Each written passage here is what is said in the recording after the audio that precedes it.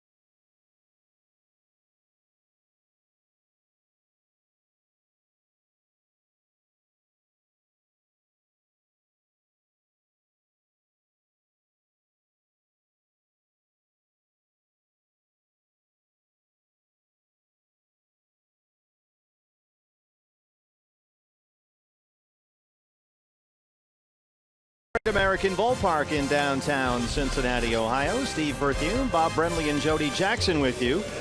It's the Diamondbacks and the Reds. D-backs did very well against the Reds last season. 6-1 in 7 games, including a 4-game sweep here at Great American Ballpark. That was last August. And we are set to go again here in 2016. Your Valley Chevy lineups for the Diamondbacks. Gene Segura leading off, playing second base. Michael Bourne out in center field, batting second. Paul Goldschmidt in his customary 3 spot, playing first base. Jake Lamb cleaning up at third base. Wellington Castillo doing the catching. Brandon Drury in left. Yasmani Tomas in right. Nick Ahmed at shortstop. And Archie Bradley, the right-hander, on the mound. This is pretty much the A lineup for Chip Hale. I mean, he's used it quite often. Really, the only change is whether Tuffy catches or Wellington Castillo catches. Well, they're up against this man, your Arizona Ford starter for the Reds. It's Dan Straley, 27-year-old right-hander. He is winless in his last 6 starts. Some of that has had to do with poor run support. Opponents hitting only .212 against him. That's the 10th best mark in the National League. Yeah, coming off a real good outing against Craig Counsell's Milwaukee Brewers. Got a no decision in a 1-0 Reds win. He went 7 innings, gave up only 3 hits in that ball game. Not overpowering by any stretch of the imagination. His best fastball will occasionally touch 90. Also has a slider, a changeup, and a curveball. And this is pretty much the A lineup as well for the Reds. Our eye on defense for Cincinnati, brought to you by Nationwide Vision Centers. Adam Duvall, an all-star this year, will be out in left field. Billy Hamilton, the speedster, over in center, and Jay Bruce over in right field, another all-star for the Reds. Eugenio Suarez at third base, Zach Cozart at short, Brandon Phillips at second, Joey Votto over at first base, with Tucker Barnhart doing the catching for right-hander Dan Straley. Carlos Torres will be our plate umpire tonight. He'll have the balls and strikes. Rob Drake is at first base, Sam Holbrook at second, and the crew chief Jerry Davis is at third. D-backs begin play this weekend 40-55, 17 games behind the NL West leading Giants. and a dozen games out of a National League wild card spot with 10 straight road games in 10 days ahead of them, Bob. This is going to be a long stretch here. Well, it's been better success on the road this year for the Diamondbacks. 3 games over 500 on the road. We all know how they've done at Chase Field, so hopefully find some magic here on the road once again. Ball 1 from Dan Straley to Gene Segura. We're underway.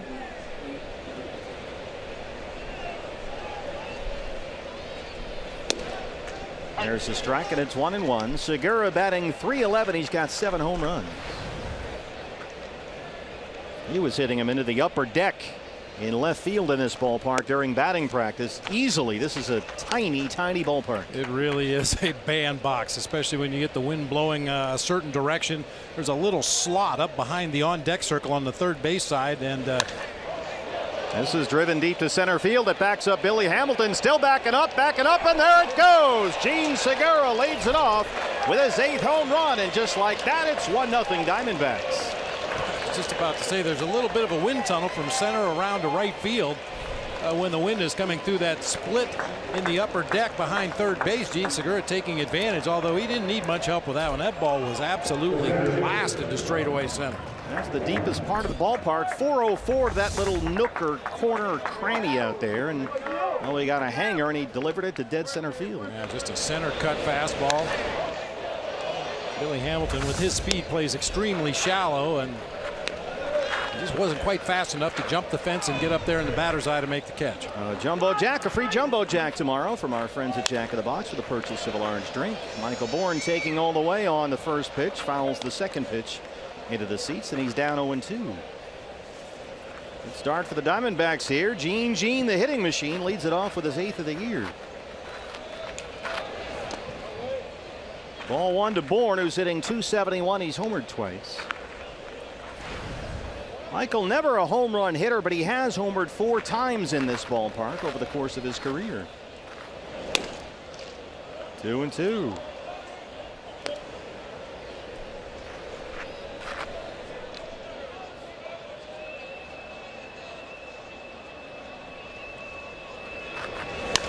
Slaps that one the other way. Adam Duvall is out there, and he won't get it. It gets behind him and rolls all the way to the wall. Michael Bourne is in at second with his 10th double.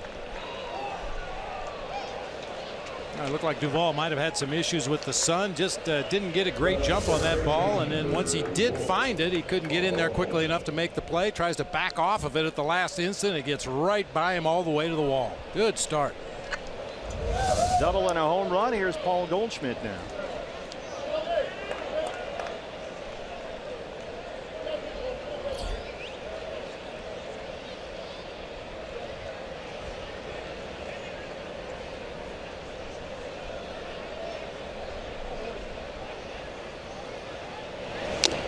Big cut at that one. 0-1 on Goldie, who's hitting .294. He's got 16 home runs. I always think that he's just one day going to bring down one of the light towers in this ballpark. I feel that way about everybody with a bat in their hands. Good park in which to be a right-hand hitter. Goldie gets it to the right side. Phillips has it, and they move Bourne along. That's the first out. Obviously, you prefer an RBI from Paul Goldschmidt there with a runner in scoring position, but a productive out moves Michael Bourne up to third base with only 1 out in the inning, setting it up here for Jake Lamb and Wellington Castillo. Jake Lamb, .294, leading the Diamondbacks with 21 home runs and 65 runs batted in, leading the National League in slugging percentage, a big part of that .990 OPS.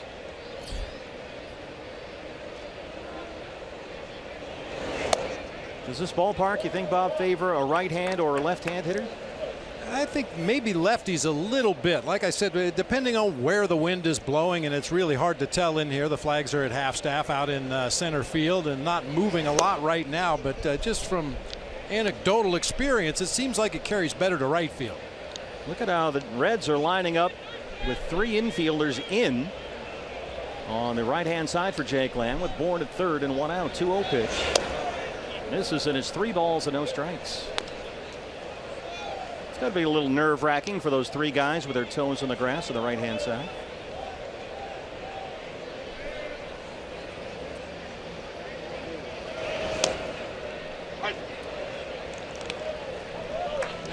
very accustomed to seeing 3 infielders on one side of the field or the other, but when they're playing in, this is a little odd. Looks really funny, like they're blocking the baseline. Eugenio Suarez all by himself near third, and that's a walk to Jake Lamb. So 3 of the first 4 D-backs have reached against Dan Straley. That brings up Wellington Castillo.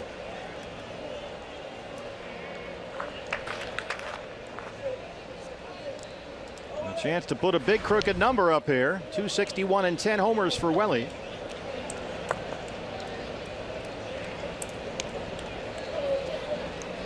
He is stuck in a 2 for 27 right now. He's hitting only about 170 in July. Bourne at third, Lamb at first, 1 out, 1 run in. And only 2 Diamondbacks had had any experience against Dan Straley coming into this game. Michael Bourne was 0 for 5 with 3 strikeouts. Wellington Castillo 0 for 2 with 2 strikeouts. Dan Straley, his first season in Cincinnati after stops with the A's, the Cubs, and the Astros. He was the guy the Reds picked up on the waiver scrap heap. Lamb takes off and he's in at second. Jake Lamb, his 4th stolen base. No throw from Tucker Barnhart behind the plate. He just takes off while Straley's standing there. I always give credit to those to Dave McKay. And when you see a base runner just take off as the guy standing on the rubber and he goes ahead and throws the ball home, I have to give the credit to Dave McKay and the homework that he did on video leading up to this game. 2-0 pitch. Drives this deep to center field. Billy Hamilton at the track just shy of the wall, and he runs it down. Bourne will tag and score. Lamb to third, and it's 2-0, the RBI for Beef Wellington.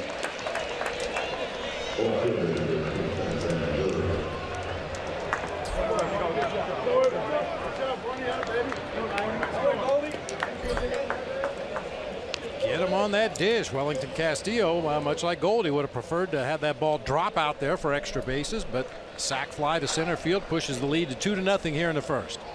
Lamb at third, 2 down for Brandon Drury. 267 and 9 home runs. There's the strike, 0-1. Drury got a 4-game hitting streak. He's hit a double in each of his last 3 games. The extra base hits starting to come in bunches for Brandon, but he's down 0-2. Mentioned Dan Straley, guy they got on the waiver wire just before the start of the year, and now here he is. He's leading the Reds in innings pitched this year.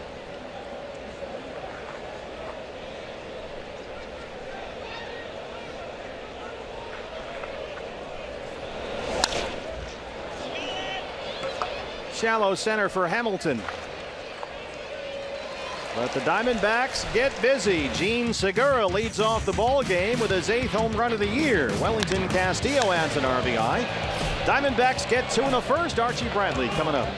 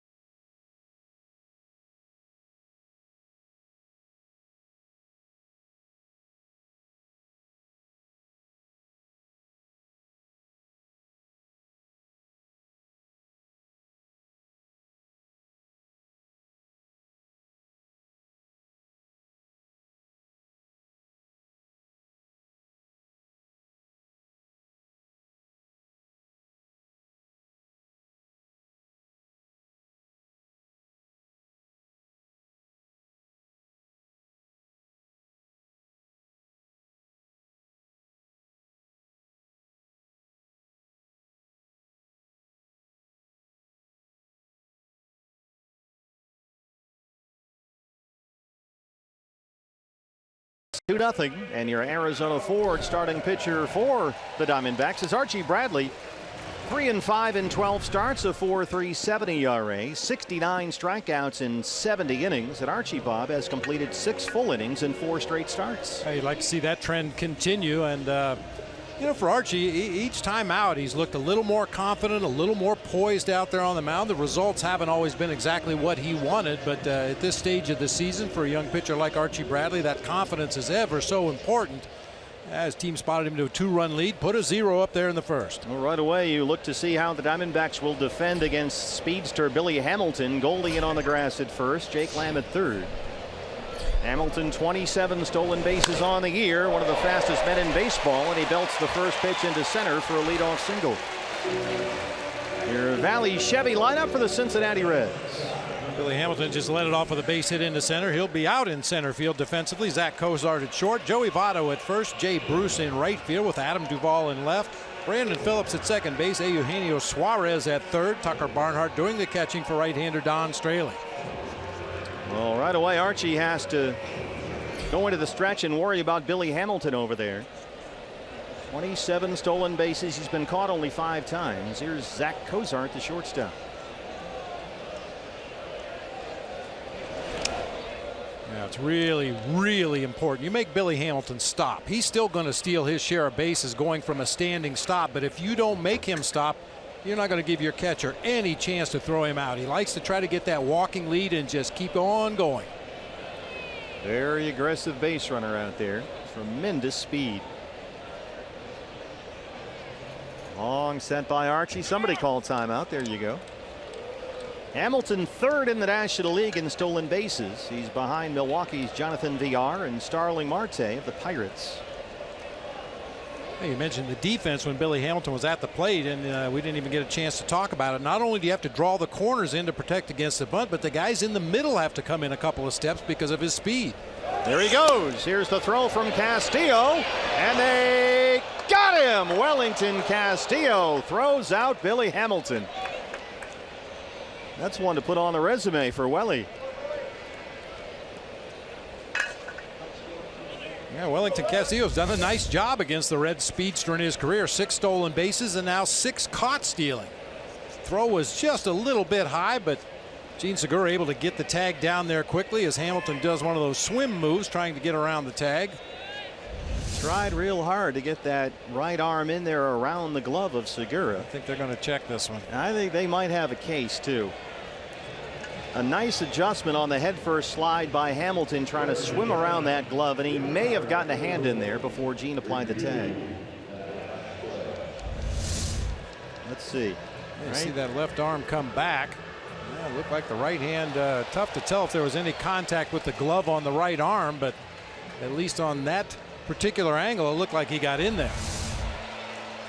But you can see definitively if the glove is touching the arm from that angle. So we'll put the headsets on and the Reds will challenge. Jerry Davis, the crew chief, is on the right. Sam Holbrook, the second base umpire, on the left.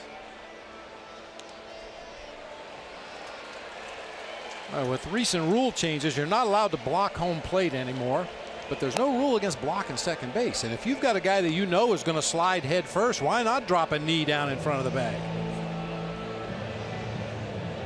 As long as he doesn't come in cleats first.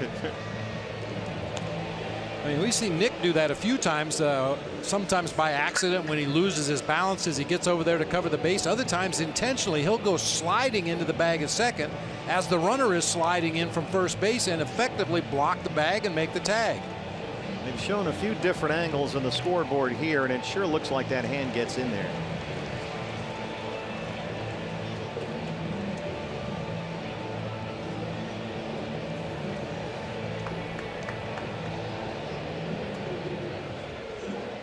Billy Hamilton not too long ago, just the other day in fact, scored from third on a walk-off wild pitch to give the Reds a win.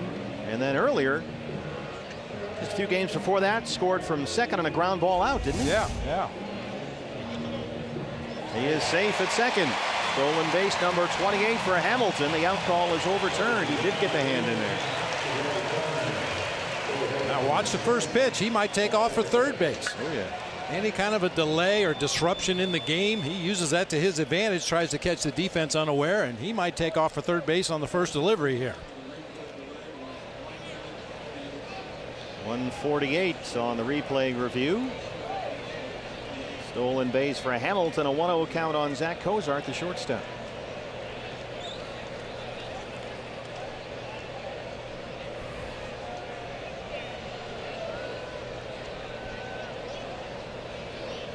While they huddle up, we will take note that it is Grateful Dead night here tonight at Great American Ballpark. So Casey, drive that train.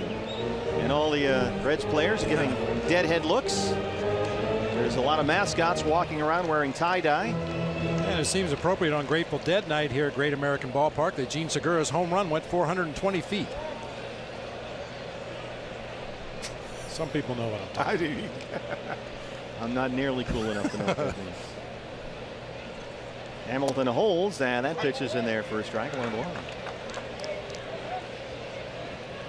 Well, that speed changes everything. We talk about it all the time. And Nick Ahmed is having to cheat a little bit closer to second base to try to shorten up Hamilton's lead. That opens a big hole on the left side of the infield.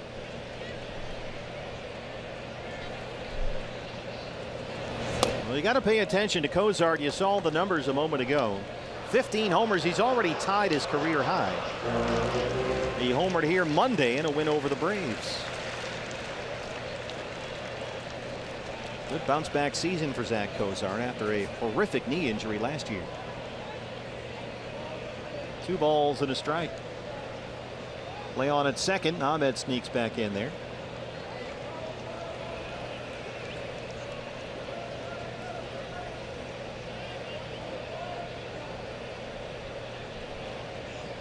Billy Hamilton out of Taylorsville, Mississippi, a Reds second-round pick in the 09 draft.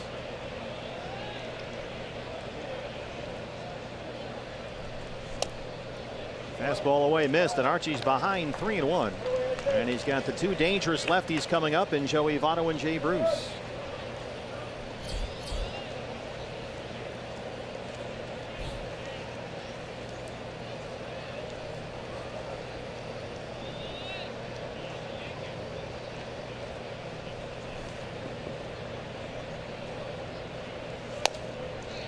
Fastball missed inside. A single, a stolen base, and a walk lead it off for the Reds. Our eye on defense for the D-backs is brought to you by Nationwide Vision Centers. Brandon Drury in left, Michael Bourne in center field, Yasmani Tomas over in right field. It'll be Lamb and Ahmed on the left side of the infield, Segura and Goldschmidt on the right side, with Wellington Castillo doing the catching for right-hander Archie Bradley.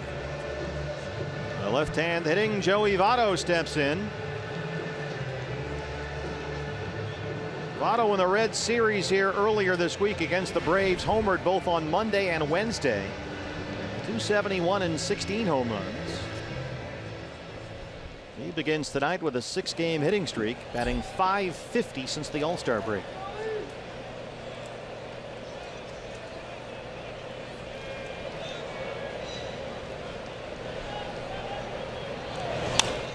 First pitch is fouled away. Time now, Bob, for your Valley Honda dealers. Key to the game. Well, when 2 members of the visiting team are featured in our open of the show, those are the guys you're going to have to control in the ball game. Joey Votto and Jay Bruce hitting back-to-back in the 3-4 spots in this Reds lineup. By far their 2 hottest hitters since the All-Star break and well before that. Both guys capable of hitting the ball out of the ballpark. Votto will definitely take a walk if you don't throw him anything to hit. Jay Bruce is just dangerous. Lifts this in the air out to Brandon Drury in left field, and he will watch it go. 3-2 Cincinnati on Votto's 17th.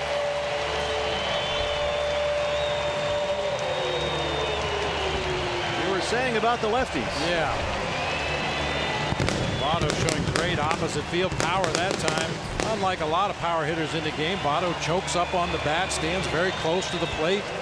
Features a very quick swing, great knowledge of the strike zone, but this opposite field power will play in any ballpark. Wow. There it goes. Scorekeeper's going to sprain his thumb tonight the way this one's going. Votto's 3rd homer this week. Archie Bradley yet to retire a batter, and now he'll deal with a dangerous Jay Bruce. Shift is on for the Diamondbacks. Bruce 263, 19 home runs. He leads the Reds in RBIs. Off the mound, Nick Ahmed is going to have to just let it sit there. A swing and bunt single for Jay Bruce. Kicked and died off the side of that pitcher's mound. Yeah, Archie waving off the training staff from the Diamondbacks. A comebacker. Looked like it hit him on the inside of his left foot. He quickly recovers, but just can't get to the ball in time. Had some funny English after bouncing off his heel.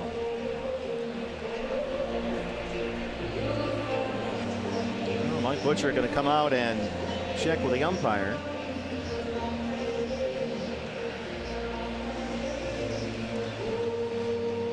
No trainer yet. I believe this is a mound visit and not a health check.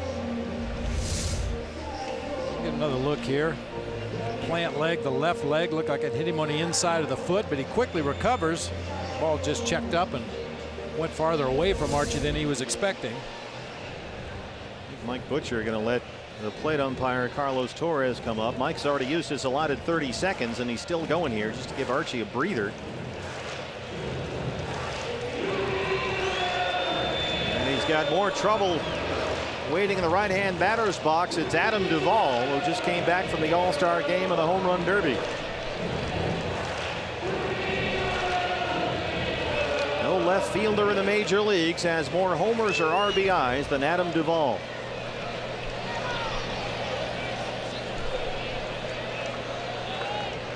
Three runs in for the Reds, still no outs.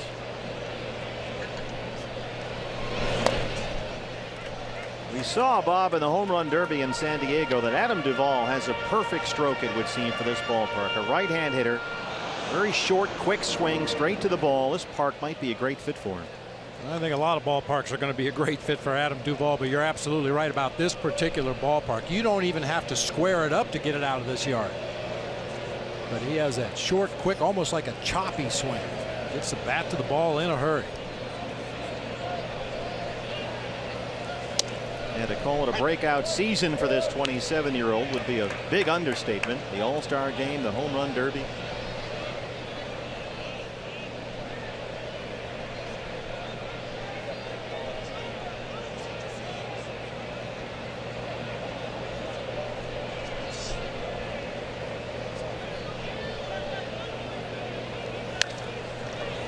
Off the hands, Ahmed will charge it. A little double clutch from Nick. Low throw, Goldie has it.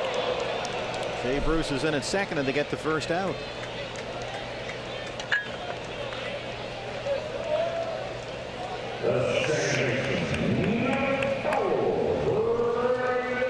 Brandon Phillips. Wouldn't be a trip to Cincinnati without that dude BP. 260 on the year with only 6 home runs. He's been a little banged up for much of the year. A fractured left hand. He was hit by a pitch earlier this month. More recently, a strained right calf. But you look at the home runs and go, wow, that's kind of low. Well, it's been a while. He has gone, Brandon Phillips. 59 consecutive games, all starts without a home run. Wow. The longest homerless stretch of his career.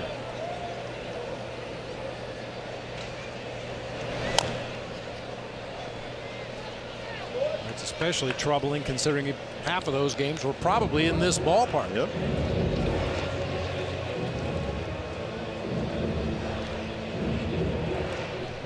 But Phillips has been battling his way back. He's hit over 350 during what is now a 9-game hitting streak, but not a whole lot of power this year.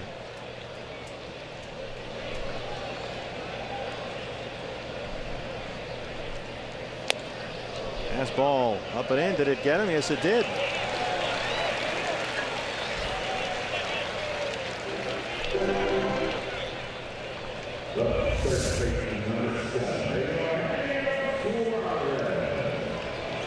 To hit a thread hanging off that elbow sleeve.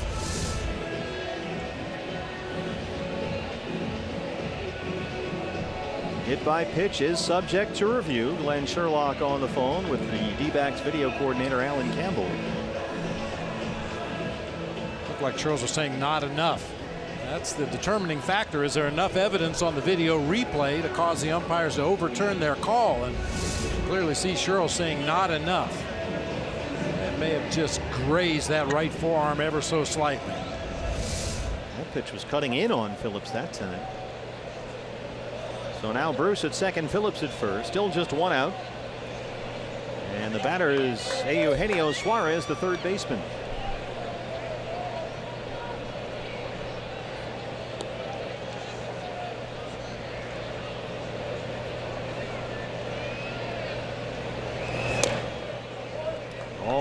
Suarez and his 16 home runs hiding down there in the 7th spot in the lineup. This guy's got big time pop. Doesn't hit for a high average and has his issues defensively down there at third base, but he can put a charge on it. Those 16 home runs already a career high.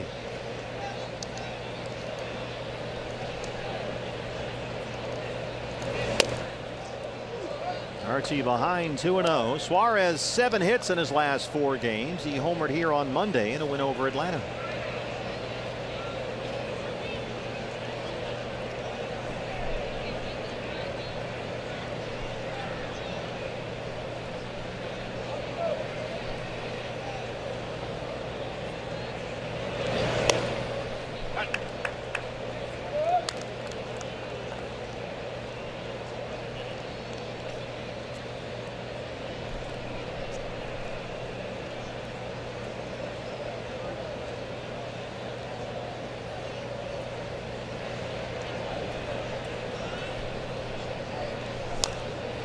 One is fouled off. Archie really having to work right out of the gate here. Pitched pretty well in his last 2 starts, but wound up with nothing tangible to show for it. Diamondbacks have scored only 1 run in his last 2 starts. A loss at San Francisco and a win over the Dodgers. 2-2 to Eugenio Suarez. Full count, 3-2.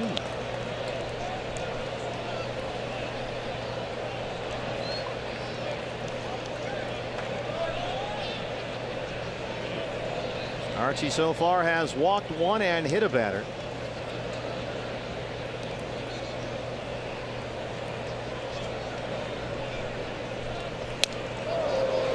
Up and in, missed, and the bases are loaded with 1 out.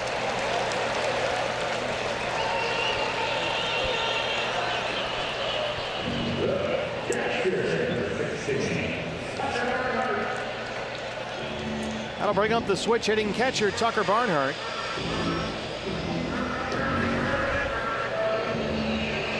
.265 and 4 home runs. He homered here Wednesday. 4 home runs has already passed his total from all of last year. I mentioned Suarez kind of hiding in that 7th spot with his 16 home runs and 42 driven in. Barnhart hiding in the 8th spot with runners in scoring position. He's hitting nearly 400, 396 on the season. With 4 doubles and 2 homers, he's 9 for his last 12 with runners in scoring position. And nowhere to put him.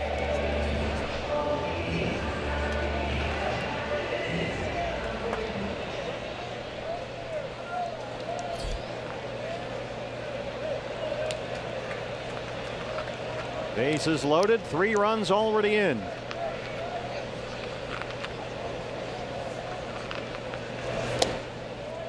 Ball 1. Barnhart having a very good month at the plate. He's hitting better than .340 in July with 2 home runs.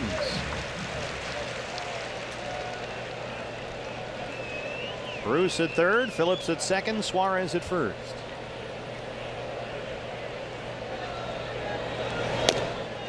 Archie behind again, 2-0.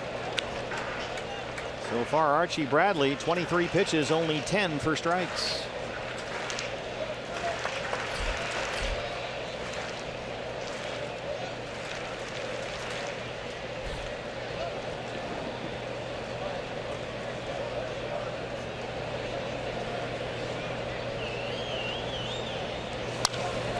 Is hit to first. Goldie. Ahmed gets 1. Bradley's there, and yes, he got the foot down. How about that? A 3-6-1 double play with the bases loaded gets Archie Bradley out of a mess. But the Reds get 3. They lead it 3-2.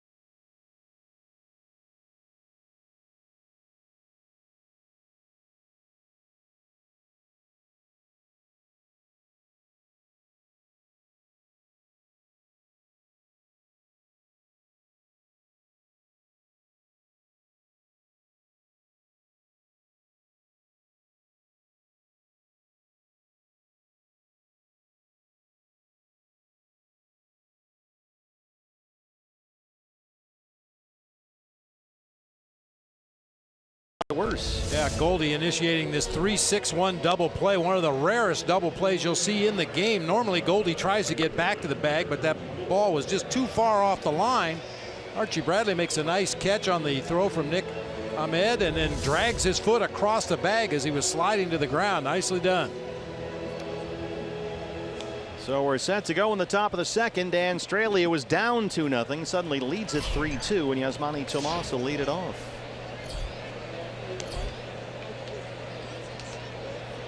D-backs 2 in the first on a Segura homer to lead off the ball game and a Castillo sacrifice fly.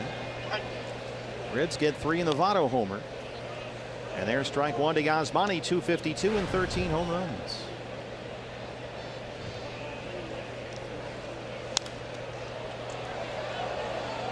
Behind the Reds dugout, and on a play, it's 0-2.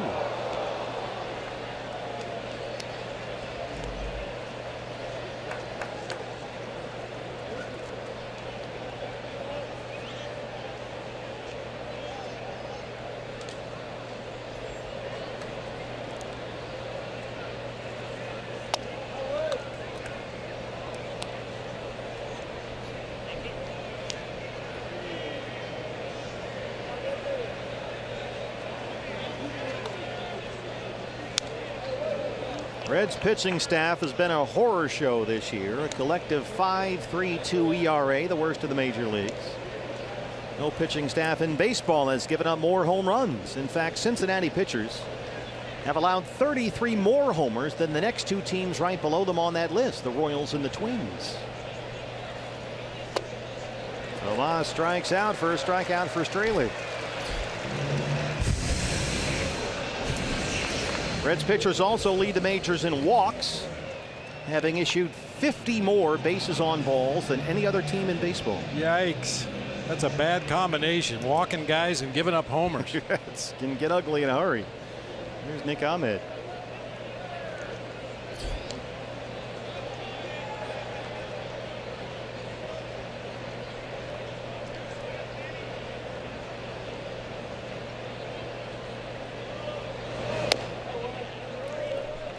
Nick batting .220 with 4 home runs.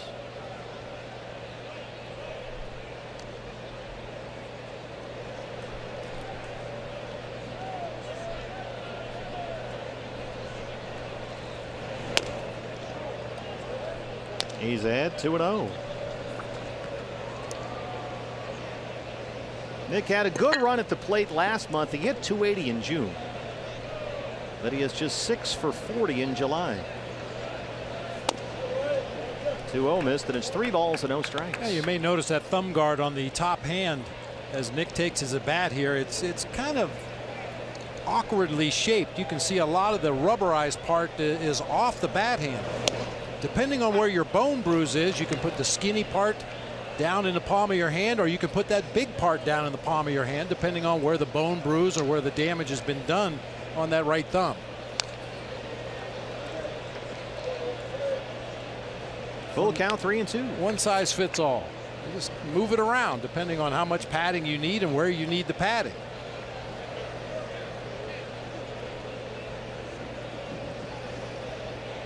No bumps and bruises of a major league season. Archie Bradley on deck. They just tend to accumulate. Just about the time one bruise heals up, you get another one. About the time one strawberry on your knee heals up, you get one on your hip and one on your elbow. Remember Aaron Hill last year had a strawberry for about 4 months. It wouldn't go away. Every time he would slide, he'd bust it open again and start the healing process all over.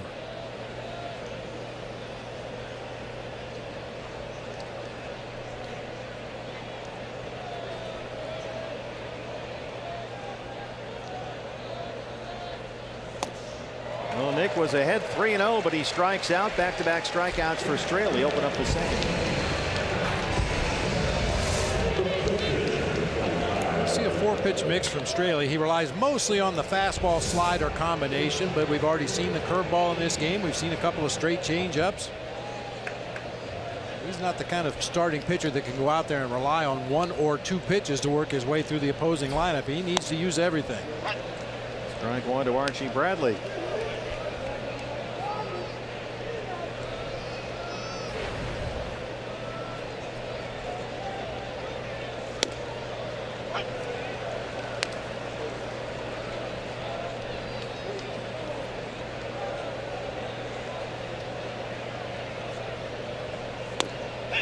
Well, there's your shutdown inning. Dan Straley gets a 3-2 lead and strikes out the side in order. He's retired 5 in a row. Diamondbacks trail at 3-2.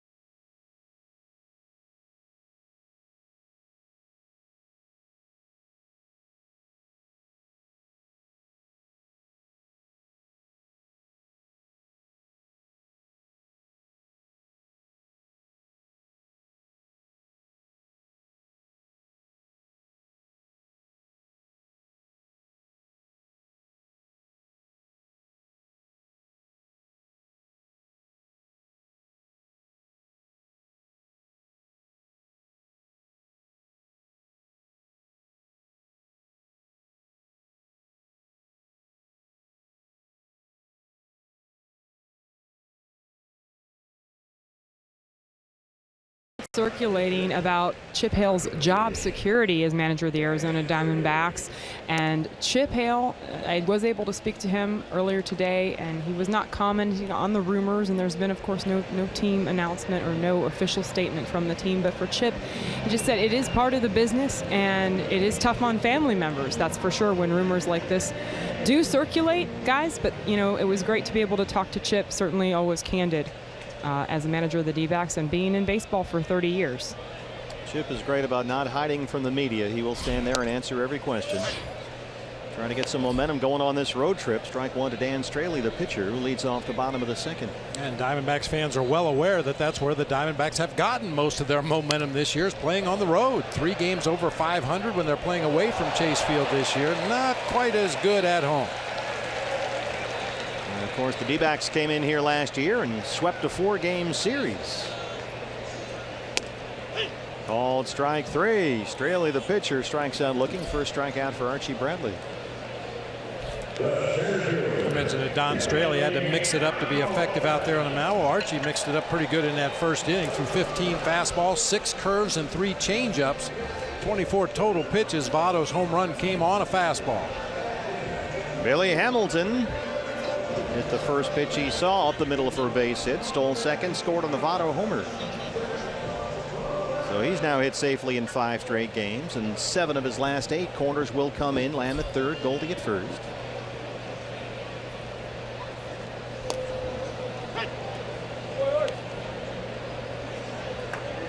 And we talked about it in his first at bat. The corners definitely have to draw in to protect against the defense, or against the bunt rather. Gene Segura playing at about a halfway depth. Now he'll back up in the 2-strike count, and Nick at shortstop was playing pretty much a standard defensive position. You just have to know in the back of your mind, if he hits a ball right at me, I have to hurry. I can't lay back and wait for that good hop, because every hop is about another 15 feet down the line for a guy that runs as fast as Billy Hamilton.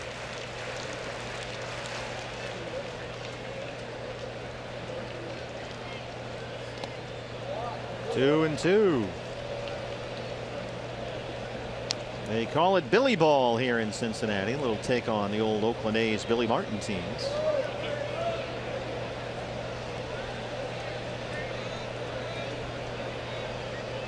It's fun to watch, nerve-wracking for opponents. Ulcer-inducing for catchers.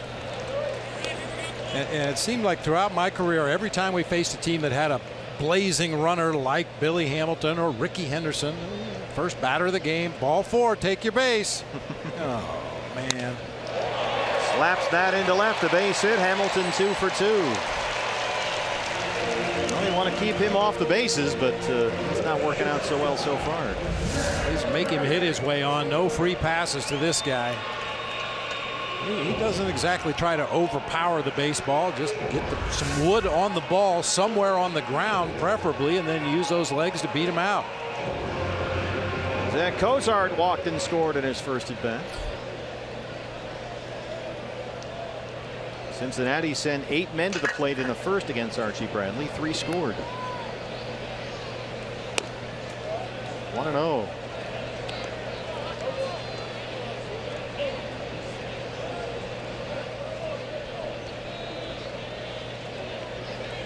Billy Hamilton at first. He has stolen 113 bases over the previous 2 seasons. Now add 28 this year.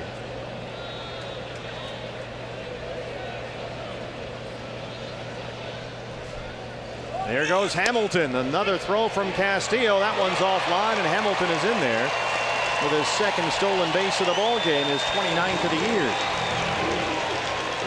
He may have inadvertently spiked Gene Segura in the right hand. Hamilton up immediately to apologize. There's collateral damage out there on a stolen base. Gene Segura trying to hold his ground. That ball actually hit him in the finger right there on that short hop. Yeah. Ooh. Gene appears to be okay as we'll keep going with a 1-1 count on Cozart. Guessed right that time. A breaking ball from Archie Bradley. The big slow curve. Wellington had no shot that time.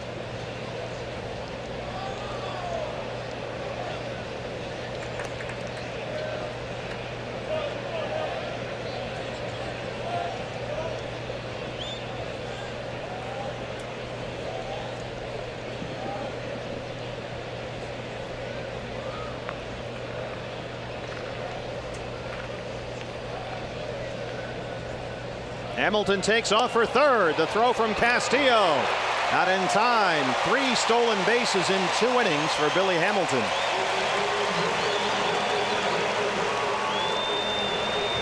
That's 30 on the season. If he has the least little bit of momentum moving forward to the next base, you can see he's just kind of walking, shuffle step, and Archie didn't make him come to a complete stop out there at any point, so he just takes off for third base. Now the infield will come in. A 2-1 count on Cozart.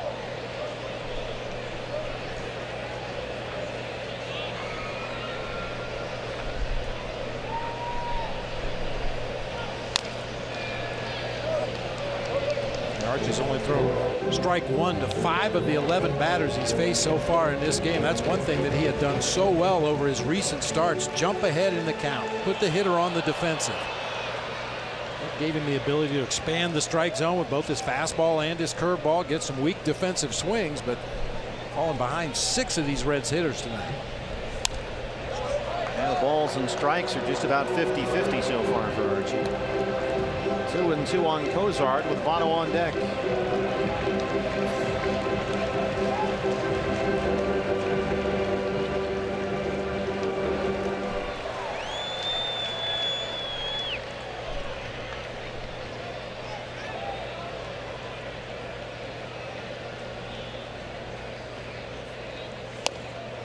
Struck him out. Fastball is in there. Cozart is swinging a miss. Second strikeout for Bradley. 2 down. See Castillo out on that outside corner. The pitch actually strays right back over the heart of the plate that time, and Cozart swings right through it. Joey Votto, a 3-run home run, an opposite field home run. His first time up, his 17th of the year.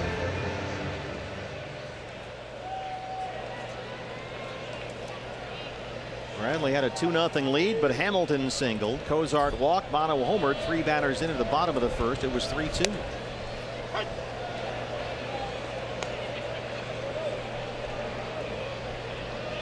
How about that? Speed kills on the shoes of B. Ham.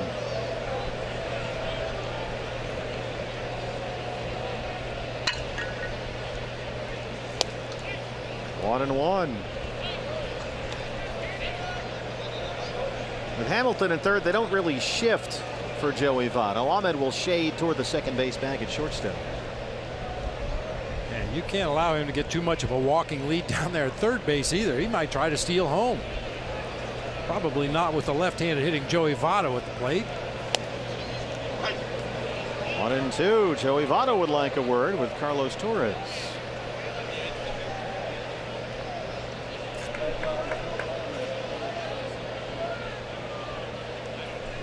That discussion is ongoing.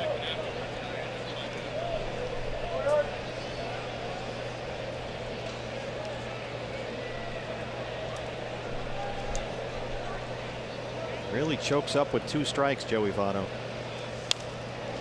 Bat handles, get about 2-3 inches of bat handle showing there.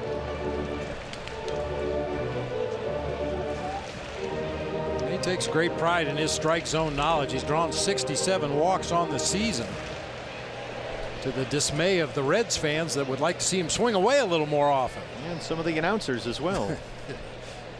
There's a look at the 2-strike approach of Joey Votto. 2-2. Well, Votto got off to a dreadful start this year. It was a slump that dragged on for nearly 2 months. As late into the season as May 23rd, he was batting only .203, which seems impossible to fathom, but he quickly figured it out. Since then, he's hitting .331 with 10 home runs.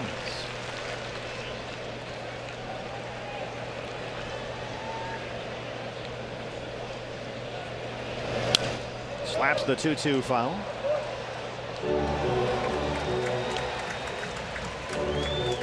There are the numbers on Joey Votto. .203 for the year back on May 23rd, and since then, he's been the old Joey Votto, the OPS over 1,000.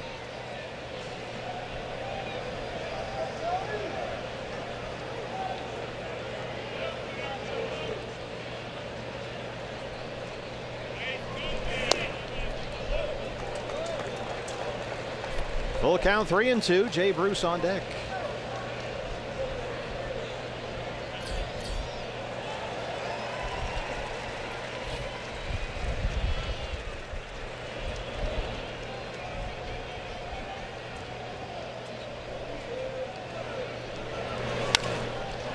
Jake Lamb is there, almost handcuffed him, but he got it, and they strand Hamilton at third. We are through 2 in Cincinnati. It's 3-2 Reds.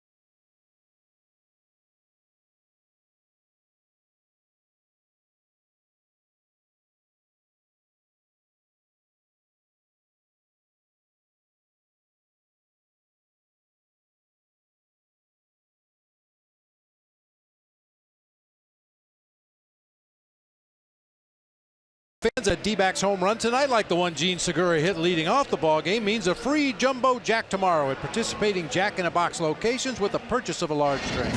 And here is the Gene Segura home run to lead us off, his 8th of the year off Dan Straley. Deepest part of the ballpark. Yeah, I was just thinking the same thing. We've seen Gene Segura hit some balls a long way to center and to the opposite field. He Rarely tries to pull the ball, but shows good power the other way. And guess what? He got the pitch up and in after homering in his first at bat. Now he's getting into it with Tucker Barnhart, the Reds catcher. Players are moving out to home plate to break this up. Some of the coaches are coming out. A couple of players off the Diamondback bench. Matt Williams has Gene Segura. We see Gene Segura get a pitch up and in once every single bowl game, and this is game 96 on the year. And the first pitch after he led off the game with a home run gets him up and in.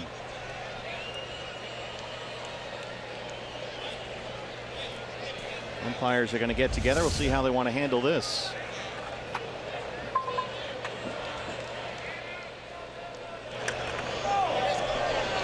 The crew chief is at third. It's Jerry Davis.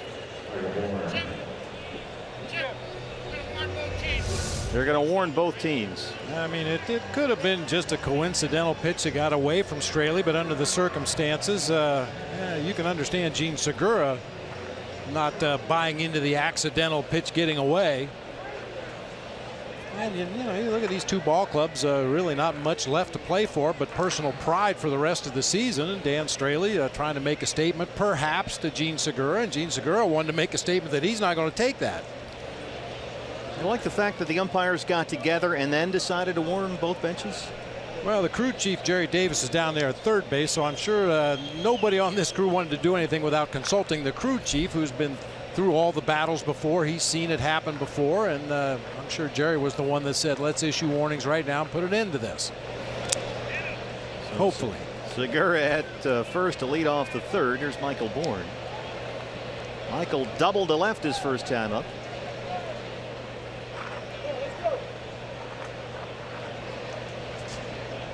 Suarez in on the grass at third, and there's a ball, 1-0. Michael Bourne, multiple hits in 3 of the 5 games since the All-Star break, and he's already doubled tonight.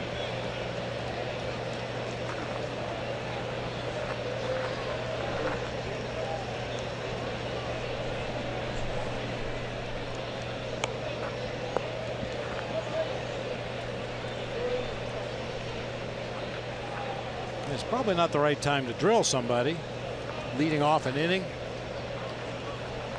Well, they certainly didn't worry about making it obvious. Now Straley's all flummoxed out there. I mean, he was hitting the head in Pittsburgh. Gets one up and in once a game. At least once a game. We even joked about it a couple of days ago, going into that catcher's squat to get out of the way of some of those pitches up around shoulder or head high. 1-1 on Bourne.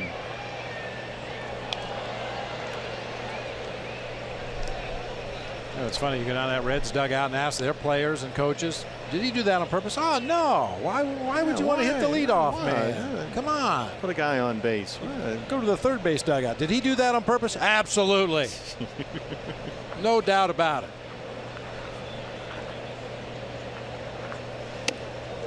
It does seem to be fairly coincidental that it was Segura. First pitch after he had homered. Well, make it hurt. Free base runner.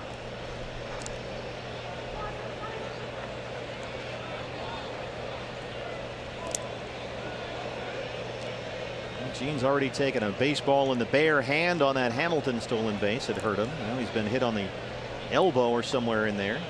Back of the arm. Goes on the 2-1 pitch, and Michael Bourne slaps it down the right field line, but it's foul.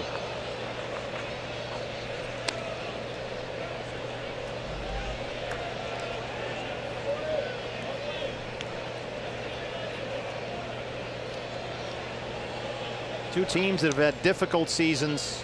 It's hot, it's humid, it's sticky. People are grouchy. What do you mean? Not you. I was just saying it could be a interesting weekend here. Bourne strikes out. Dan Straley has now struck out 4 the last 5 he's faced, and that's the first out in the third. Man, slider up above the belt. Certainly not the location he was looking for, but got a good result as Michael Bourne swung right through it. Goldie grounded out his first time up, 0 for 1.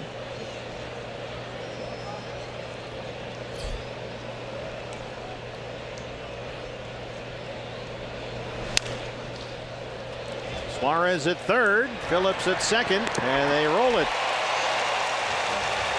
A 5-4-3 ends the top of the third. Diamondbacks trail the Reds 3-2.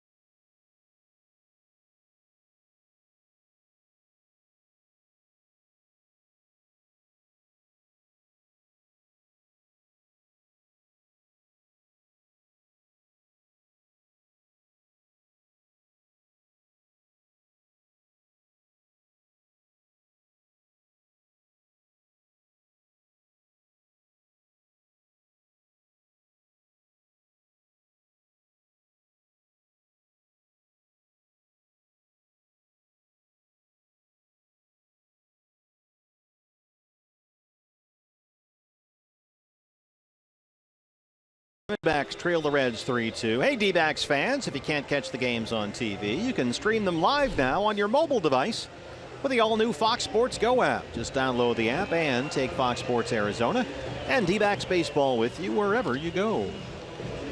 We go to the home half of the third, where Jay Bruce will lead it off against Archie Bradley. And Archie got a visit from home plate umpire Carlos Torres before this inning gets underway to alert him that warnings had been issued. Shift is on for the Diamondbacks against Jay Bruce. And there's a strike, 0-1. Jay Bruce just went to the All-Star game in San Diego earlier this month, his third All-Star appearance. Leading all National League outfielders in RBIs.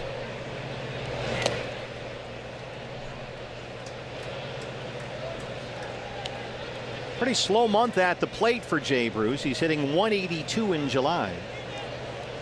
After a very productive June, he had 26 RBIs in 27 games last month. He looks at ball two. It's 2-1.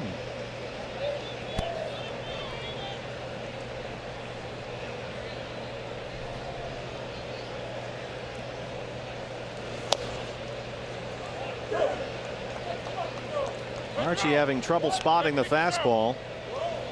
And Carlos Torres is really hearing it from the Diamondback dugout right now about the strike zone. The 3-1 to Jay Bruce.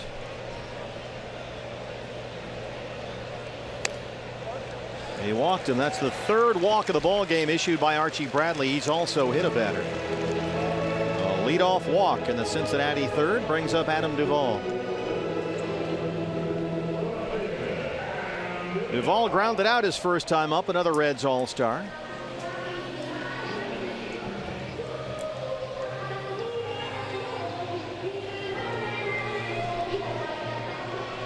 You'd really like to see the walk totals come down for Archie Bradley. The command has certainly looked better this year, especially with that curveball, but Archie has walked at least 3 batters in a ball game, counting tonight in 9 of his last 13 starts. And for the most part, he's done a nice job of pitching around the damage and pitching around the traffic on the bases, but you just don't want to keep banging your head against that particular wall, because the wall is going to win eventually.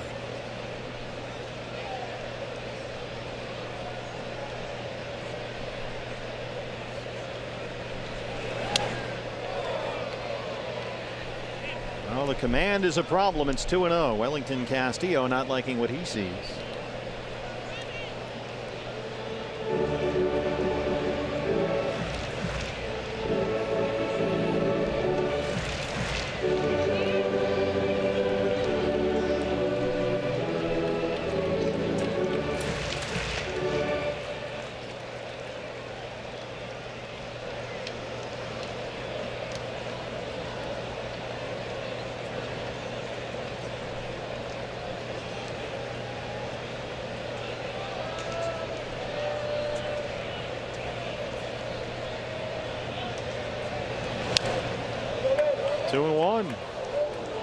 Another unfortunate byproduct of missing the zone as often as Archie has in this game and some of his other ball games. You can almost see it in the body language of the defenders. They start the inning, they're up on their toes, they're up on the balls of their feet, ready for the ball to be hit to them and make a play, and then with each passing pitch out of the strike zone, they get a little farther back on their heels, a little farther back on their heels. Ball one, ball two, ball three. And then the ball is put in play and they're not ready to make the play. Well, he walked Bruce to lead off the inning, now behind on Duvall, 3-1. Josh Colmenter will start warming up in the Diamondback bullpen.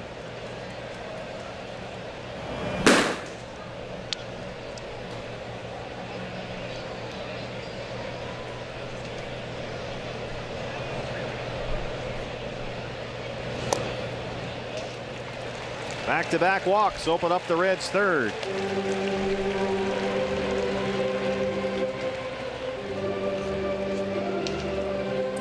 Brings Mike Butcher out of the dugout one more time. Archie has walked 4 and hit a batter.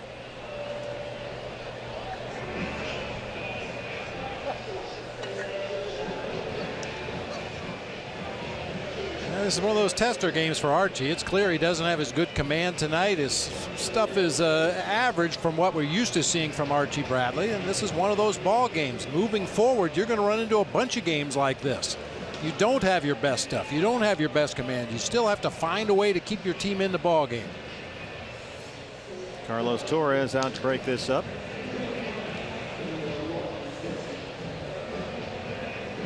Well, that was a real sign of maturity we've seen from Archie the last 2 starts. Every time he needed to make a big pitch, he made it. And was able to limit the damage, end threats, keep his team in the ball game. It'll have to do that again here as the first 2 have reached. Brandon Phillips will be the batter. Phillips was grazed on the sleeve of his jersey. The thread was grazed by a pitch, and he was awarded first base his first time up.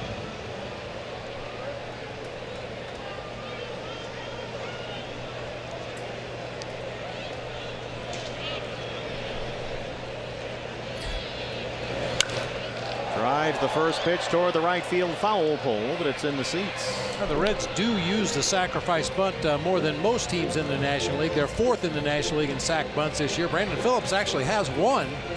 I don't think, however, you'd use the sac bunt to move the runners up for the bottom of the order. Phillips up, Suarez on deck. Tucker Barnhart, the catcher, the 8th place hitter behind him.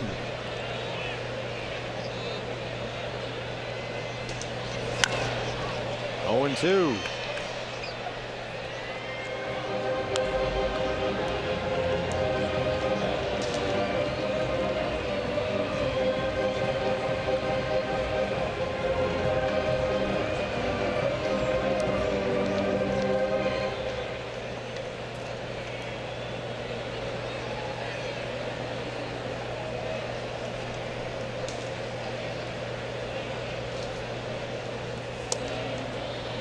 Fastball missed away, and it's 1-2 on Brandon Phillips. Just turned 35 years old last month. His 11th season with the Reds.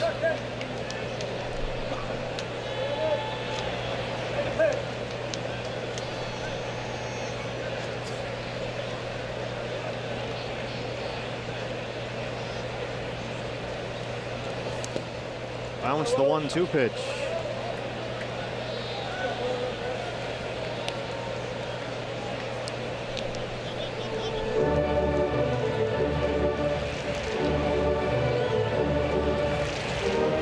These 3 games will be an interesting test of the physical conditioning of the Diamondbacks. heat and humidity. We're playing at Chase Field. We don't experience that. Very comfortable conditions every night.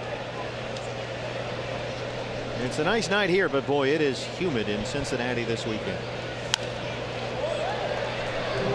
You walk to the ballpark, it's about 3 blocks. You look like you just ran 10 miles. I got news for you. It's all uphill after the game. Yeah, you're right.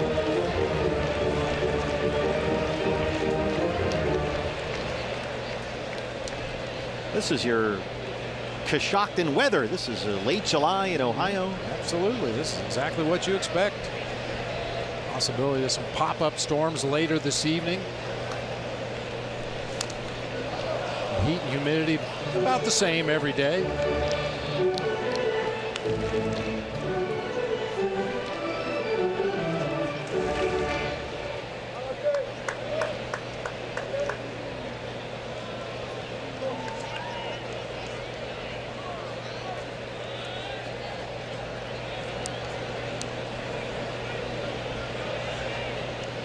Another 2-2 to Brandon Phillips.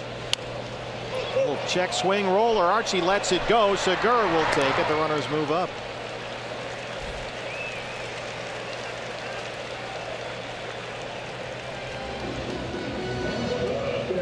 One away for Eugenio Suarez, who walked his first time up.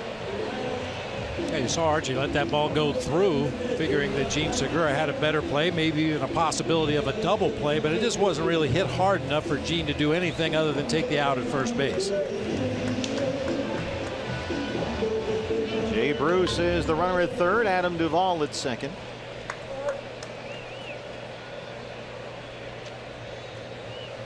Diamondbacks infield will play back.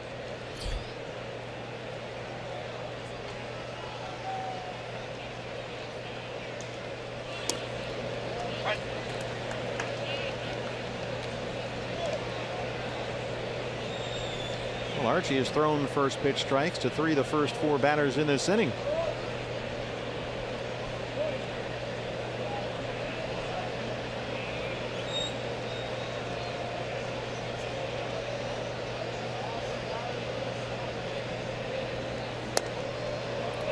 Missed inside, and it's 1-1.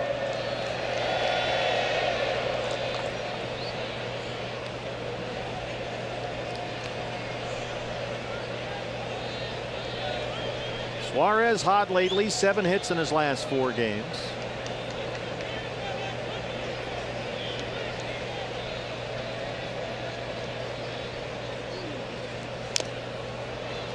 Boy, Wellington Castillo's already getting beaten up back there. 1-2. Well, these are the ones that look so innocent. You know, that one took him off the chest protector right there. I thought it hit the mitt first. The ones that hit you in a bad spot in the catcher's mitt. Everybody assumes because you've got that big chunk of leather on your left hand that none of them hurt.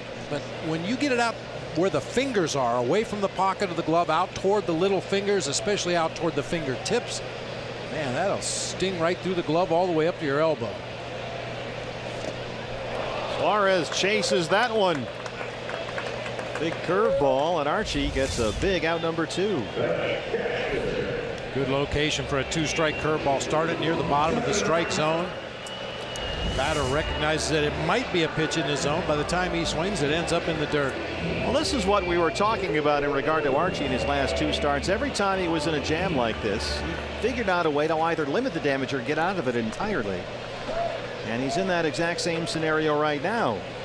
A couple of leadoff walks, a ground ball out, a strikeout. They'll walk Barnhart with a pitcher on deck. I gave you the numbers earlier for Barnhart with runners in scoring position, and one more split number that you'll love to hear. He hits .311 in this ballpark, only .225 on the road. All the more reason to take the bat right out of his hands and pitch to the opposing pitcher. And Straley struck out looking in his first at bat. So they'll face the pitcher with the bases full and 2 down.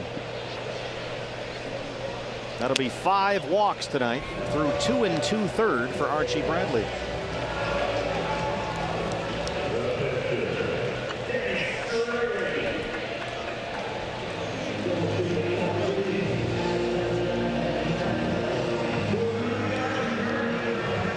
Straley.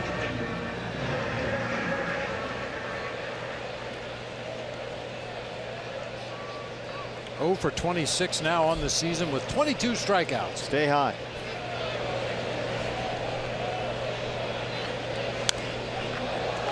Straley out of Springfield, Oregon. He pitched collegiately at Marshall. A 24th round pick by the A's back in '09. Jay Bruce the runner at third, Adam Duvall at second, and Tucker Barnhart at first.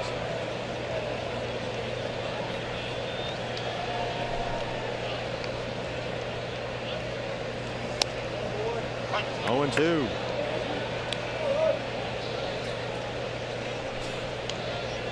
Archie Bradley got a big 3-6-1 double play ball to end a threat in the first inning. Trying to wiggle off the hook of a bases loaded mess here in the third. The 0-2 to Dan Straley. Got him. A big strikeout for Archie Bradley. He limits the damage, keeps it a 3-2 ball game.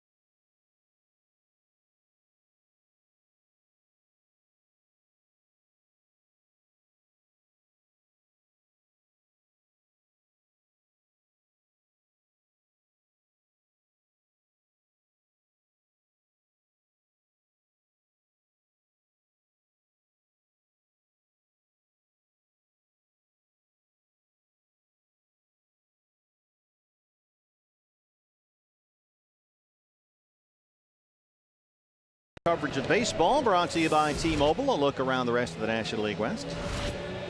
The Giants are at Yankee Stadium where the Yankees, the New York Yankees, lead the Giants 2-0. Fourth inning. Padres at Nats Park in D.C. They trail it 2-1. Dodgers just underway in St. Louis. And later on tonight, the Rockies host Atlanta. Good pitching matchup in that one. Julio Teheran and John Gray. Jake Lamb leads off the fourth against Dan Straley.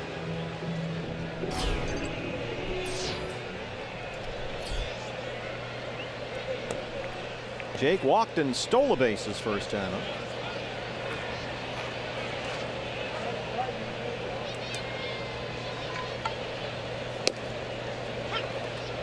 Reds have the shift on for Jake Lamb. They'll overload the right-hand side of the infield.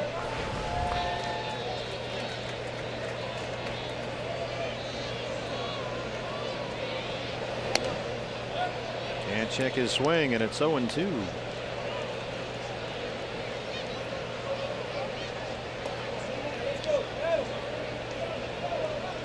Jake did not have a hit in the two-game series against the Blue Jays at Chase Field this week. He was 0 for 8 with 4 strikeouts.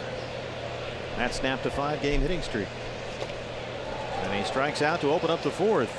That's 5 strikeouts for Dan Straley.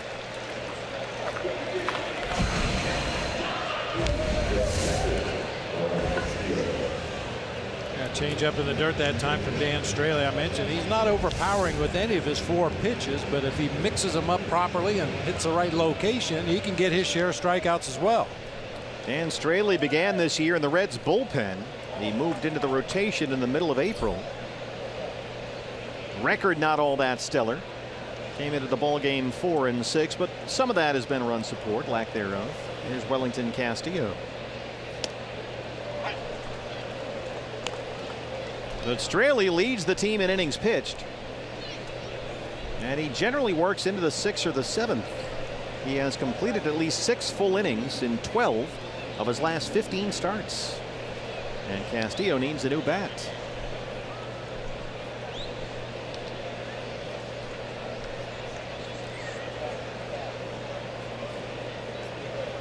Usually the bat boy has a backup bat for the hitters that are due up in that inning, leaning against the railing, ready just in case. And that time Wellington felt or saw a crack in the handle of the bat.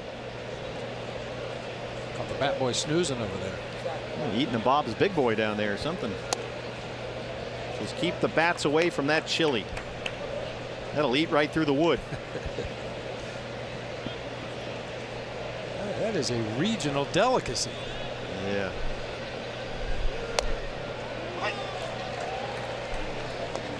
It's all over the ballpark, the Skyline chili. Well, there's 2 kinds, right? Skyline and Gold Star. Which is better? Well, it depends on who you ask. I personally favor Gold Star a little bit. That thing will take the rust right off the chrome fender on your car. See, people that live in the Natty look at chili just like people back in the Northeast look at lobster roll. When I was back in Boston a couple weeks ago, they sell lobster rolls at McDonald's in Boston. Oh, yeah. No good? What are you saying? Some of them are good. It's the best lobster money can buy. Go to Legal Seafood. You'll be better off. Yeah, that's disgusting. You get a lobster roll with some chili on it, you're living large then. And then you got to throw the cheese on top. You got to have some cheese, just a little cheese. Light on the cheese, please. Eat 4 of those. Go into 4 full-time coronary occlusion. 1 and 2.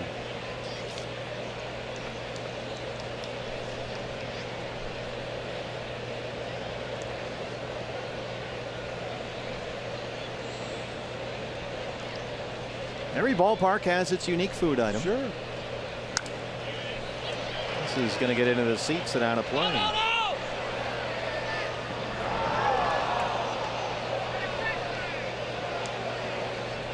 That's got the pasta and the beans and the chili and the cheese. It's 5-way. Right? Onions. With all the stuff on it. Yeah, they call it a 5-way. 5 different ways you could pass away eating it. Is that? Very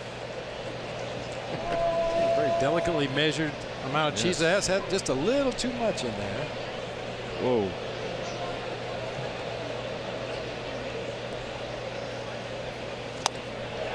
Castillo strikes out. Back-to-back strikeouts for Straley to open up the 4th. He's now punched out 6. I think that was on a changeup as well. Feeling good at Skyline time. Not so much. Good changeup. Well, Straley struck out the side 1, 2, 3 in the 2nd. He's got Lamb and Castillo to open up the 4th. Here's Brandon Drury. Brandon flying out to center to win the 1st. Dan Straley came up with the Oakland A's and had a fair season for them 3 years ago. 10-8 with an ERA just under 4. But since then, he spent a lot of time in the minor leagues and has really bounced around. Oakland traded him to the Cubs 2 years ago, along with Addison Russell. Chicago sent Straley to Houston before last season in a trade for Dexter Fowler. Then the Astros traded him to San Diego near the end of the spring training this March, and the Padres waived him. The Reds picked him up, and now he leads Cincinnati in innings pitched. 2-1. So he's found a home, it would seem.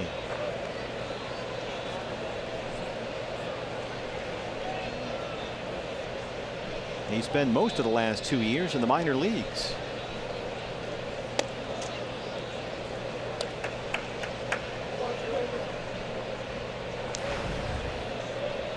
Drury ahead 3-1.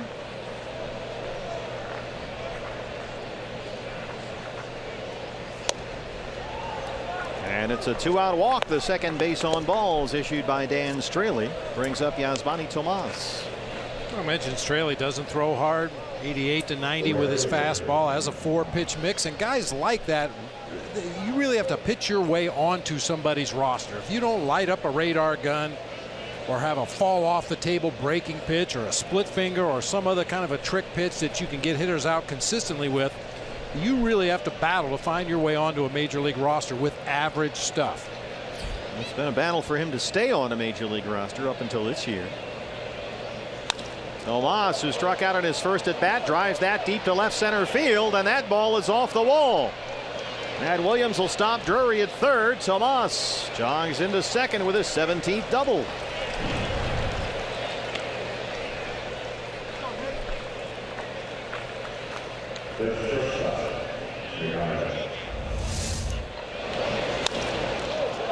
It didn't sound that great coming off the bat, but boy, did it carry a long way off the wall out there in left center. I'm not sure exactly where Adam Duvall was throwing that baseball. They had the cutoff and relay set up to throw the ball home. Should Brandon Drury round the bag and try to score, and Duvall just turned around and threw it back toward the infield. Well, it worked for the Diamondbacks. We'll see if it works for the Reds. 2 on, 2 out, first base open. They'll walk Ahmed and work to Archie Bradley.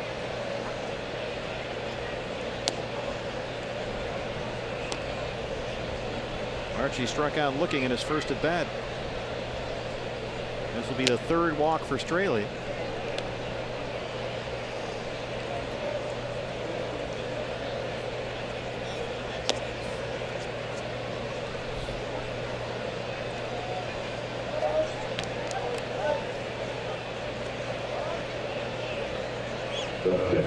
We'll see if Archie can knock one through the infield with the bases full and 2 down.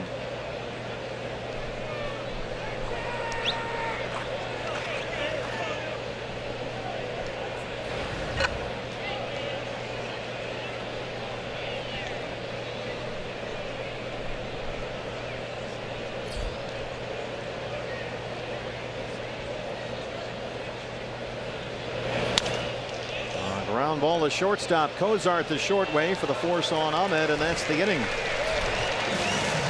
D-backs leave them loaded. They trail it 3-2.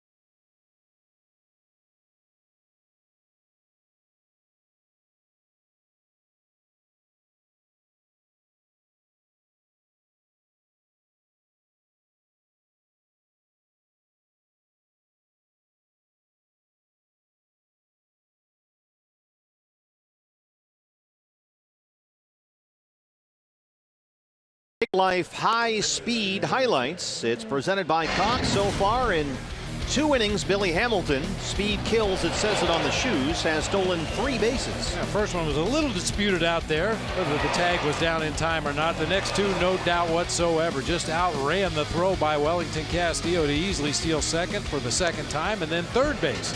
Yeah, 2 singles, 3 stolen bases, a run scored, and Hamilton will lead off the 4th against Archie Bradley. The question with Billy Hamilton has always been, can he get on base often enough to maximize that blinding speed? Last season, a .274 on base percentage, not very good. It was at 294 this year coming into the ball game tonight. He does not walk very much at all. Last year, only 28 walks in just over 450 plate appearances. You can't steal first, right? No, you can't. And you know, obviously the defenses play in to protect against the bunt, so that many times takes that weapon away from him as well. And again, the corners will come in. Jake Lamb at third, Goldie at first. But Hamilton has hit his way on so far, 2 for 2. This is up in the air, left field for Brandon Drury, drifting back near the warning track, and he's got it. And that's what teams want Billy Hamilton to do, hit the ball in the air. He has occasional pull power right down the right field line, batting from the left side of the plate, but if you get him to hit fly balls to the opposite field, you're going to get him out all night long. Zach Cozart, the shortstop, has walked and struck out. Yeah, he should be doing push-ups or something like Willie Mays Hayes.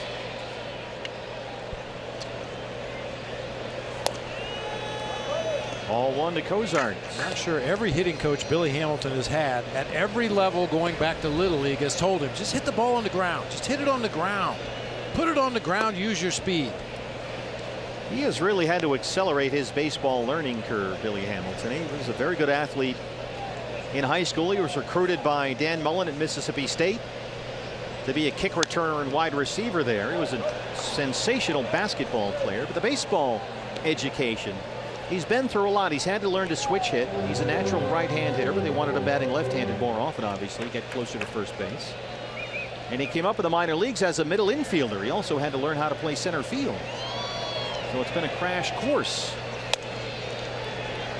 2-2 to Zach Cozart.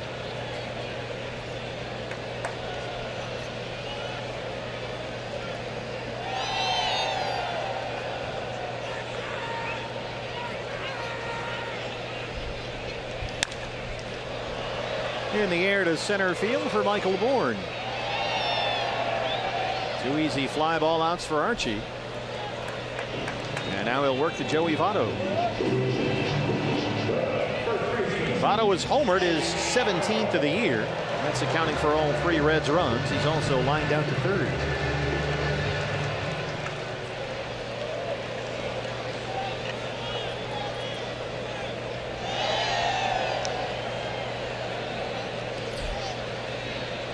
Diamondbacks will put the shift back on. Jake Lamb at the second base spot. There's strike 1. Well, you call a strike on Joey Votto, you got to put up with a 30-second debate. I object. Overruled. Get in the box. 0-2. Oh, see, now he's got it. It's literally a head scratcher for him. I took that pitch. It has to be a strike. Right there. Well, see, he won't even swing at that off the plate. If there's even a doubt that it's not a strike, he's not swinging. Goes into that 2-strike approach, chokes up on the bat.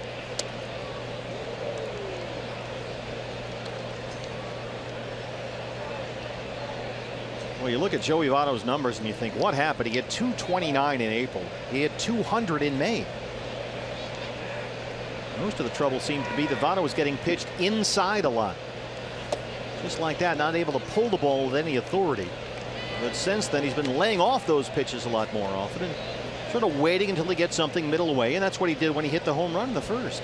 I think Votto and Jay Bruce are a little bit similar in that respect, that you have a better chance of getting him out inside than away. They both have great extension. Votto will drive the ball to the opposite field. Jay Bruce will reach out there and hook it back to right field. Got to crowd them in on their hands, especially up above the belt.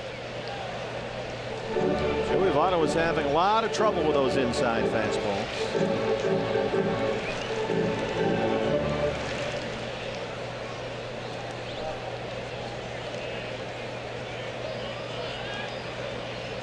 Archie looking for a 1-2-3-4, the 2-2.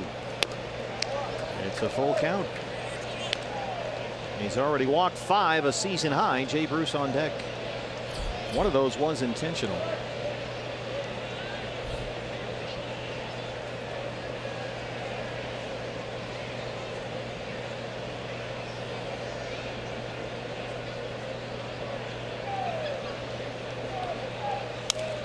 Curveball gets it up in the air. Michael Bourne wants it. 3 fly ball outs for Archie Bradley. A 1-2-3 fourth. Diamondbacks trail the Reds 3-2.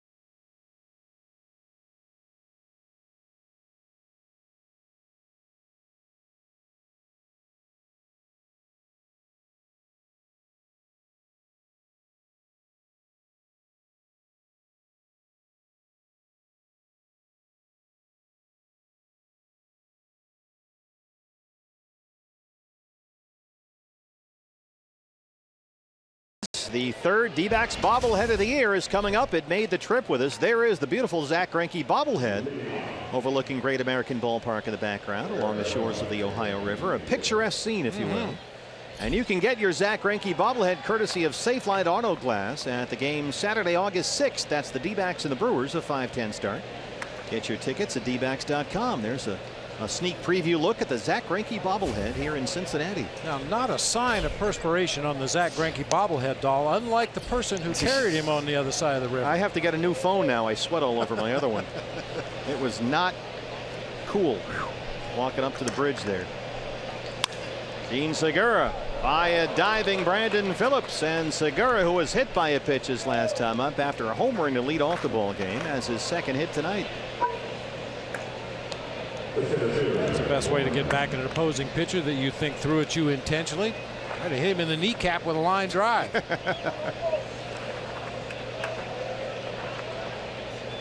Diamondbacks down 1, lead man on for Michael Bourne, who has doubled and scored a run. 1 for 2.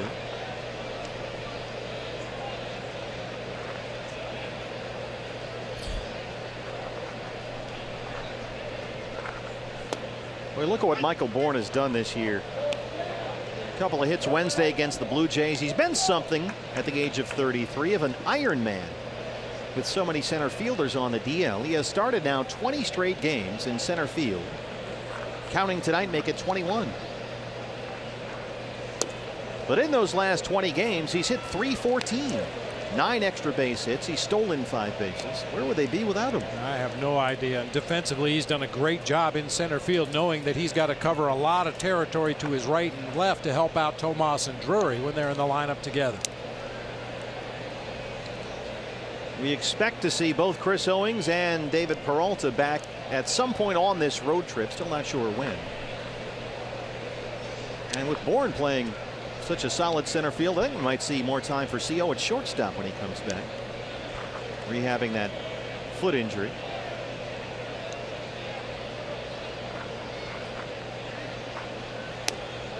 Called strike 3. Carlos Torres rings up Bourne.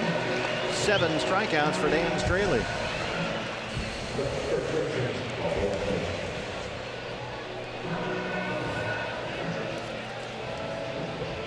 Goldie has twice grounded out, once into a double play. Still being very aggressive early in counts, and he's swinging at the first pitch a lot. When he was slumping, coaches were kind of getting on him. Don't take so many pitches. Get aggressive earlier in the count. Well, he's done that, but as a result, the walks have kind of dried up a little bit. At one point, he was leading the major leagues in bases on balls, but he has walked only twice all month long. And just 9 times in his last 31 games. Look at that difference. 56 walks to 9. Now, obviously, you want Goldie swinging away, but that contrast is pretty drastic. Well, especially since Jake Lamb has really taken that cleanup spot by storm. Earlier this year, when nobody else other than Goldie in the lineup was hitting the ball, then you want him maybe to expand his zone and drive the ball in RBI situations. But now that a couple of other guys have heated up in this lineup. Balk. Gene Segura is awarded second base. The balk is called on Dan Straley. Heard that from a couple of umpires that time.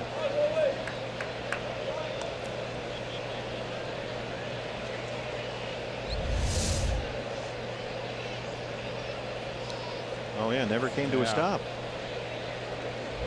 Disjointed from the very beginning. Looked like he was going to go into a full windup and then stopped in the middle of it to simulate a stretch position. Didn't delay long enough before delivering the pitch home. That was about 3 balks.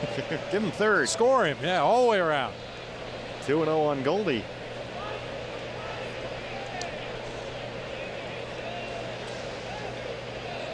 Fairly quiet month for Paul at the plate. 273 in July with 2 homers. It's a pitch to hit and pops it up. Foul ground third base side. Eugenio Suarez has it in the third base coach's box, and that's the second out in the 5th. Just a quick footnote. You mentioned Chris Owings and David Peralta possibly returning from the disabled list sometime on this trip. And, you send these guys out on rehab assignments, and they don't always really get tested. But I'd have to say Chris Owings is good to go with that plantar fasciitis. He's hitting .600. He's had a double, a triple. He's drawn 3 base on balls. And if you're on base at 9 for 15, if you're on base that often, you're testing that foot every time. Great sign for Chris Owings and the Diamondbacks. Of course, CO rehabbing at AAA Reno in the Coast League. He was a Coast League MVP a few years ago and playing like it on his rehab assignment. Jake Lamb has walked and struck out 0 for 1.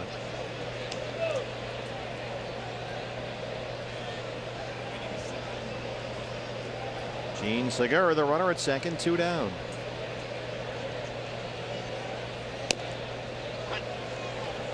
I was working for the Cubs. I remember we had an off day, and my son Michael was playing for the Peoria Chiefs in Midwest League at the time, and they were playing in Kane County. A very short drive from Chicago to go over to Kane County. So I thought, let's drive over. We'll watch Michael play. And Aramis Ramirez and Reed Johnson were both down there on a rehab assignment. That's not really fair. My point is, I watched Reed Johnson go about his business. He was out there early running wind sprints. He was doing karaoke drills. He was putting all this pressure. He had suffered from a hamstring injury, I believe. Then I watched Aramis Ramirez come out and play a little catch, walk out to third base and walk back into the dugout, hit a fly ball to the outfield and jog halfway to first base. What are you getting better at? You're not even testing the injury that you had to see how far you can push it.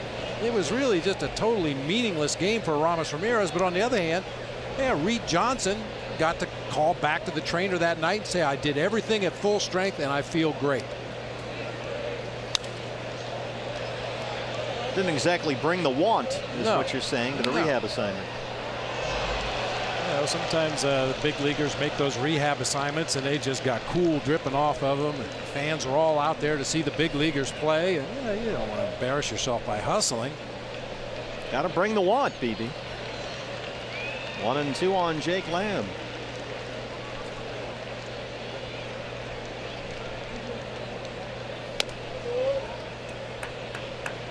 It just gets back to the point about CO really testing that plantar fasciitis. He's been on base a bunch. He's run the bases aggressively.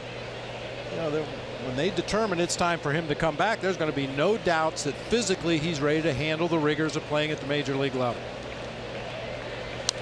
Yeah, you got to be careful with that injury, because even a day or a couple of days too early, all of a sudden it's a big setback, and then you're really out a long time.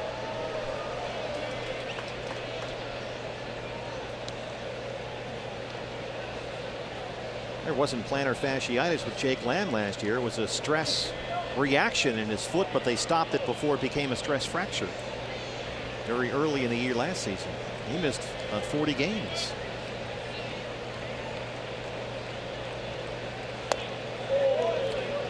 Good take by Jake Lamb, and he's worked it full 3-2.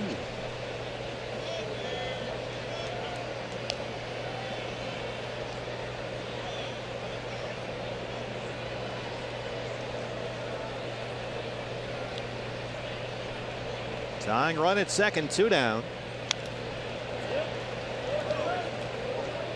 Well, it appears tonight, at least, that Dan Straley's go-to pitch in 2 strike counts is that straight changeup. He threw one right there to Jake Lamb. He just barely cued it off the end of the bat to stay alive.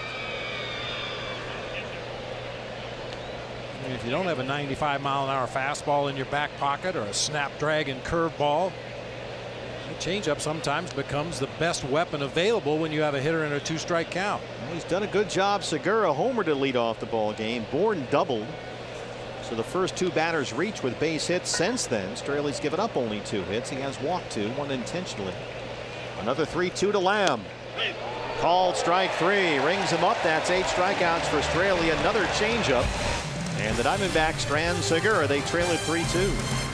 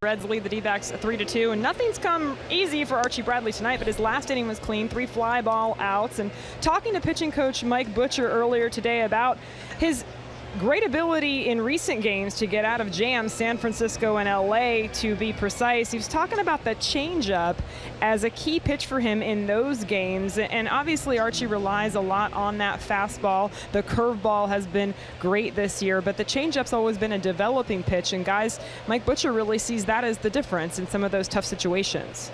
Yeah, it seems to have worked for him. That pitch, Bob, seems to have come a long way for Archie. Jay Bruce leads off the Reds' 5th. Shift is on.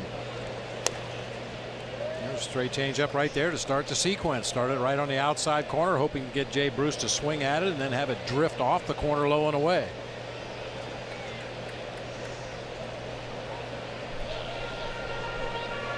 Archie's got that bright red glove going. It's almost a Sedona red here. It's like Pedro Martinez's old glove.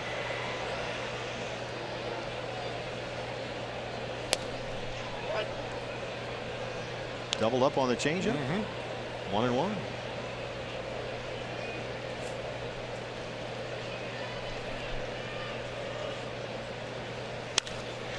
That's driven to right field. Yasmani Tomas runs it down in the gap. El Tanque. Yasmani Tomas with a nice running grab right there. That's 5 in a row set down by Bradley. Had to get a good jump on that ball. That was hit very crisply toward the gap in right center, but Tomas on the move as that ball was struck and able to make a nice running catch out there in the gap to take extra bases away from Jay Bruce. Archie still fiddling with that shoe out there as Adam Duvall steps in. Duvall has grounded out, walked 0 for 1.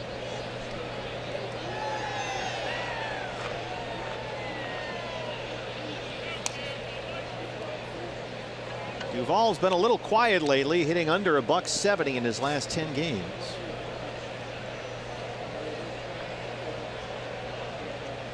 leads the Reds with 23 home runs. Diamondbacks overload the left-hand side of the infield, and it's 1-1. Segura, the second baseman, moves over to the shortstop side of the bag.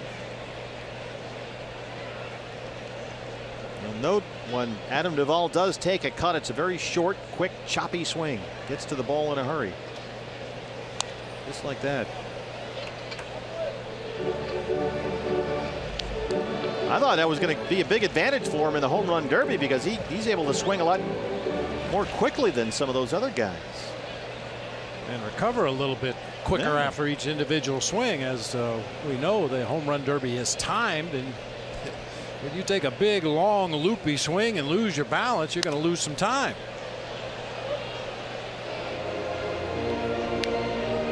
Duvall burst onto the scene after a slow start in Cincinnati this year. He hit only .226 in April with 2 home runs. But then homered 11 times in May, hit 9 more in June. Suddenly found himself at the All-Star game and holding a home run derby spot. With just 1 home run in July. I think like a lot of National League fans, I used to look at the home run leaders, and you see Chris Bryant. Okay, I buy that. Trevor Story, we know what a start he got off to. Nolan Arenado, we know all about him. Duvall, who is that? Yeah. He just jumped onto that list and has stayed right near the top ever since. Adam Duvall, in a sense, is a local kid. He went to high school in Shively, Kentucky, across the river. Played at the University of Louisville. Giants got him with an 11th round pick in the 2010 draft. And then he came to Cincinnati at the trade deadline last year in the deal that sent Mike Leake to San Francisco. Leake is now a free agent with the Cardinals, and Duvall is an all-star in Cincinnati. Fastball missed inside, and the count is full 3-2.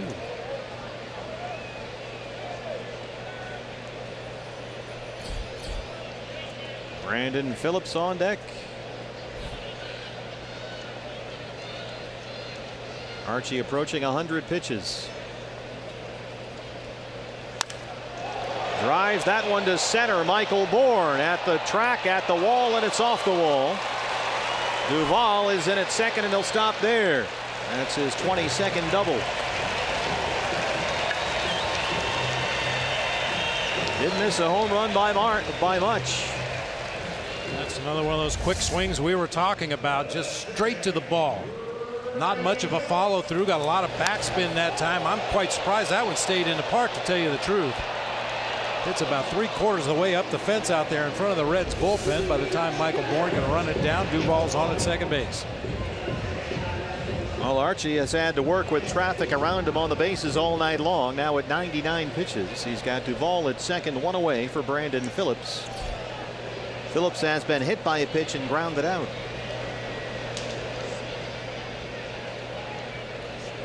Bullpen will get busy again for the Diamondbacks. Josh Colmenter was warming up earlier. Phillips' first pitch is out to Tomas, right to him. Duvall will hold there, and Tomas throws it right into the cutoff man. And that's out number 2. Randall Delgado now throwing the D-back bullpen.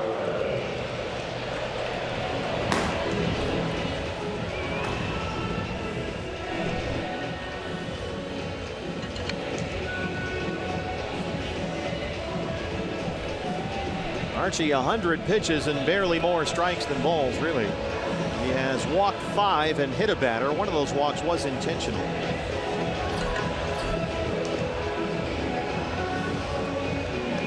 And a nice quick 1, 2, 3, 4th inning. 3 fly ball outs. But 2 down and a man on second for Eugenio Suarez, who was walked and struck out.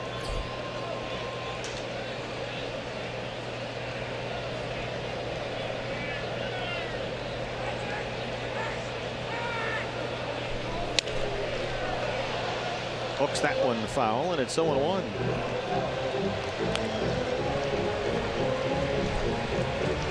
Suarez got a big opportunity last season when Zach Cozart blew out his knee. Suarez, another guy who kind of came out of nowhere. He hit while he was filling in at shortstop. Started 95 games at short last year. This year with Todd Frazier traded to the White Sox, he's the third baseman.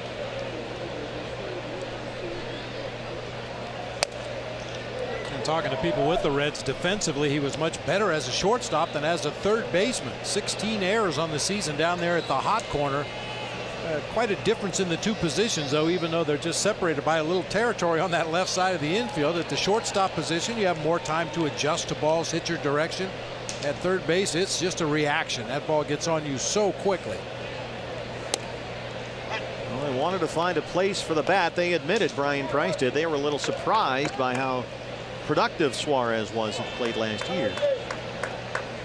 And again this year, already with 16 home runs, a career high. But Archie Bradley ahead of ball and 2 strikes.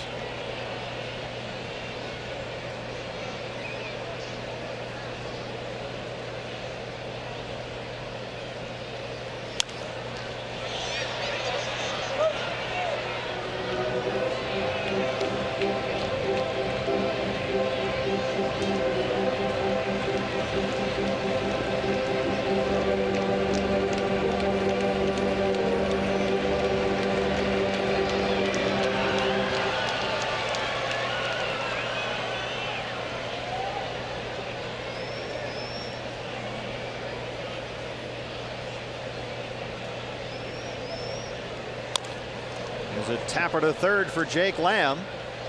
And he throws him out. Archie Bradley strands that 1-out double and keeps it a 3-2 ball game through 5 here in Cincinnati.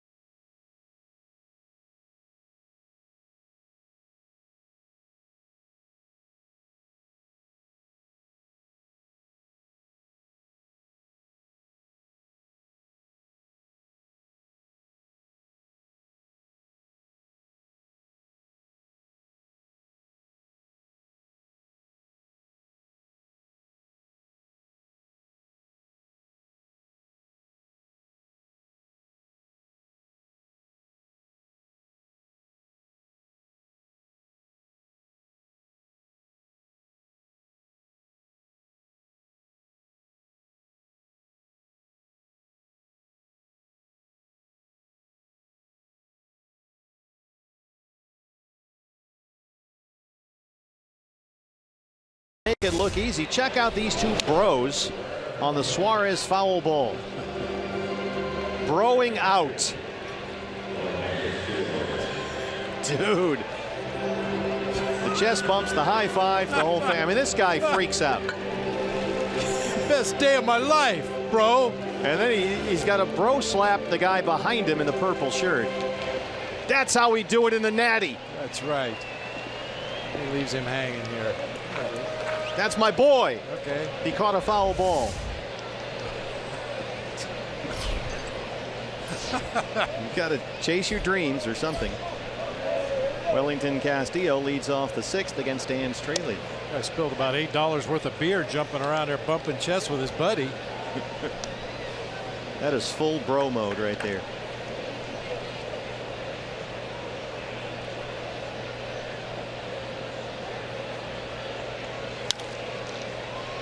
Fly ball headed for the right field corner. Room for Jay Bruce.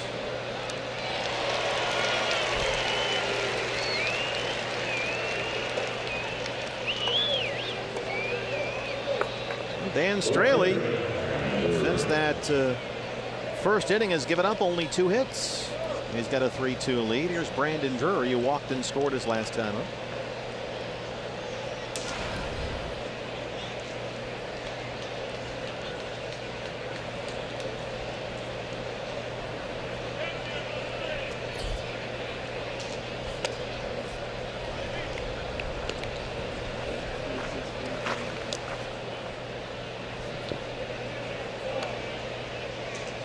Actually, it would have been nice if Brandon scored in that 4th inning, but the Diamondbacks in that inning left the bases loaded after Nick Ahmed was walked intentionally. Brandon Drury gets this one in the air, high and deep to right center, and Bruce has it right at the 370 mark for the second out. Hey fans, anytime the D-backs score 5 runs or more, Taco Bell is giving away 3 free tacos with the purchase of a large drink between 4 and 6 the following day at participating locations. 2 down for Tomas, who has struck out and doubled.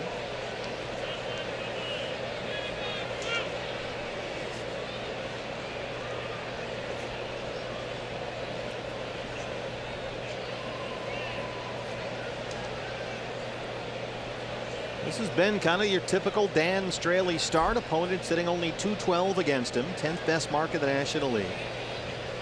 And he goes deep into ball games. He's completed at least 6 innings in 12 of his last 15 starts. And this one seems to be going according to the script. 2 batters in, he was down 2-0.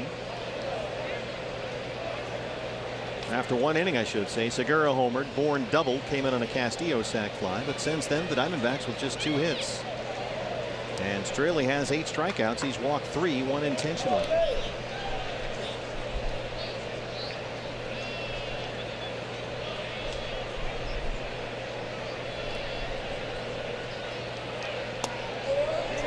One and 2.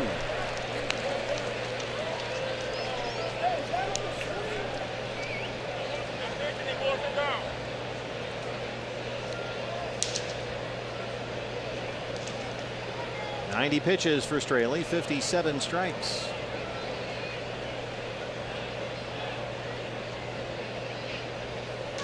Bullpen gets busy for the Reds. Iglesias and Wood throwing.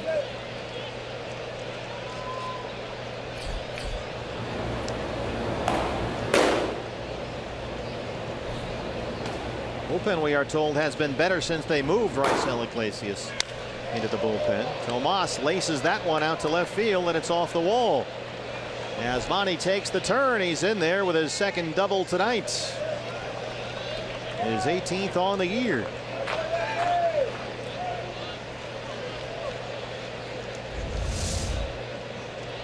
Right at you, down that 3rd baseline, hooking line drive away from Adam Duvall down into the corner. The other one came on a slow breaking ball that Tomas banged off the wall in left center field. Well, last time with first base open and the pitcher due up, they walked Nick Ahmed, but this time Phil Gosselin is in the on-deck circle, so they'll work to Nick. He struck out. He was given an intentional walk his last time up.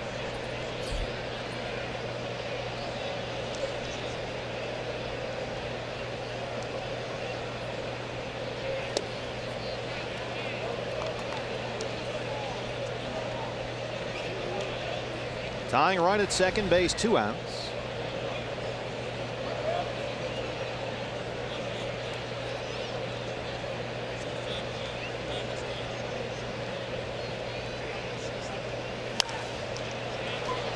Sky high pop up, very shallow left center. Billy Hamilton has got it, and Straley strands the 2-out double. Bottom 6 on the way. Diamondbacks trail the Reds 3-2.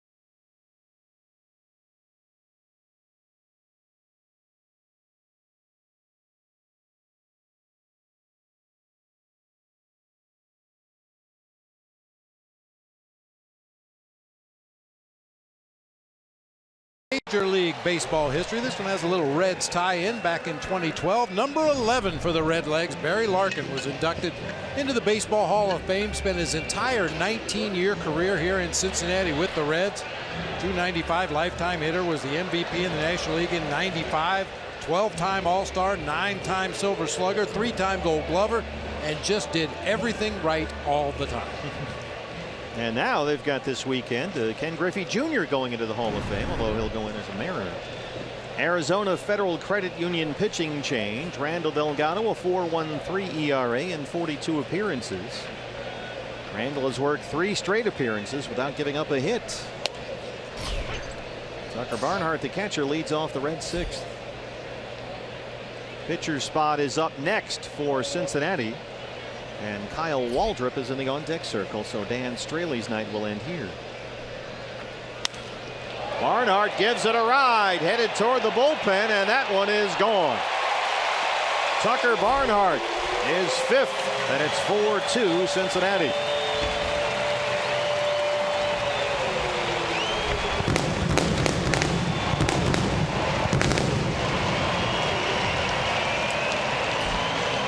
Barnhart homered here Wednesday in their win over Atlanta, and he's got another one to make it 4-2.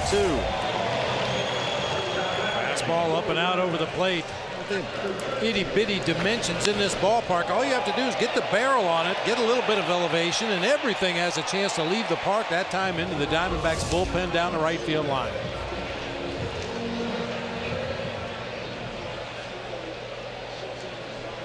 Kyle Waldrop will hit for Straley.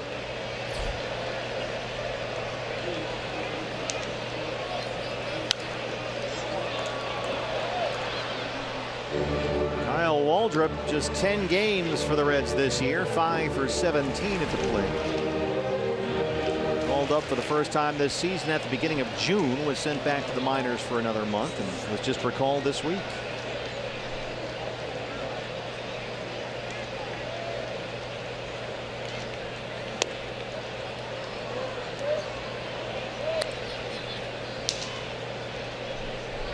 Waldrop has spent most of this year at AAA Louisville, where he's hit .269 with 5 home runs.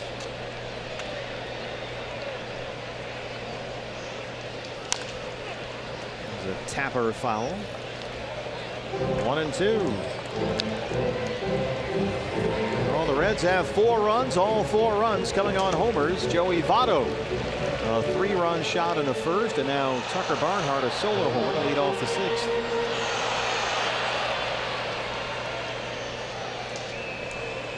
.350 feet, and it's a home run.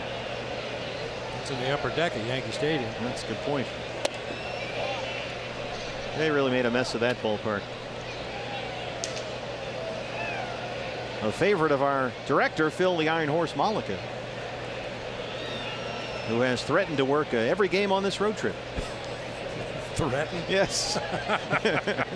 we're trying to talk him out of it, but I don't think we're going to have any luck. He's determined. He's all in. Squibb shot foul. Billy Hatcher has it at third. It's no surprise Yankee Stadium is his favorite ballpark, since Bon Jovi's his favorite band, for crying out loud. Oh, the guy's a mess. His favorite car is the Edsel.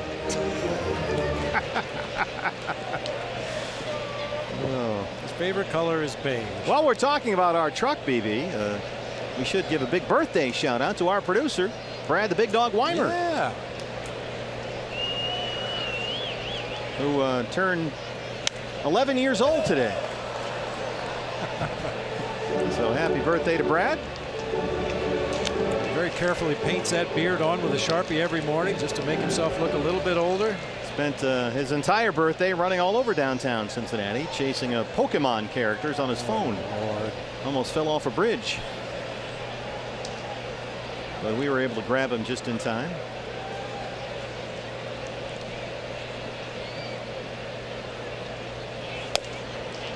Fastball missed away. Waldrop's worked at full 3-2. Rough start for Randall. A home run by Barnhart. Now a full count to Waldrop. Billy Hamilton on deck.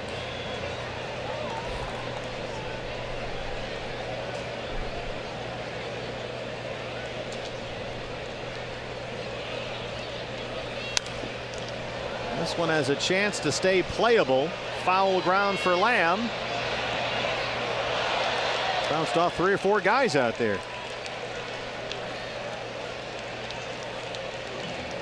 Now that one area where the stands come out very close to the foul line is right where that ball ended up. Jake Lamb just ran out of room right there. Nick couldn't quite get there quickly enough. That's going to be a tough play, looking right directly back over your head.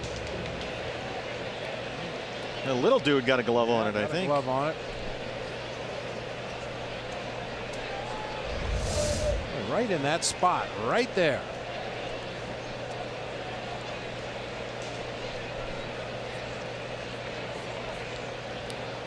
That's where the action is.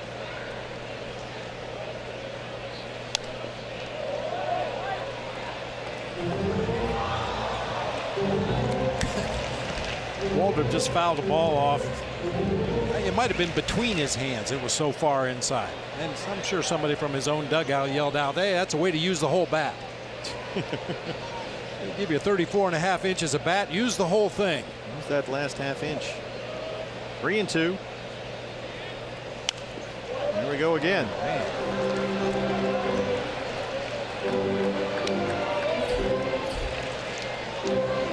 11 pitch coming up.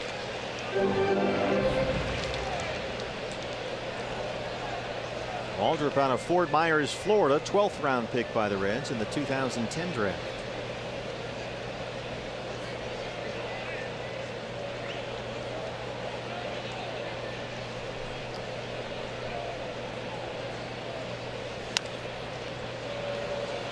Does it one more time. This time it stays fair for Lamb, and that's the first out.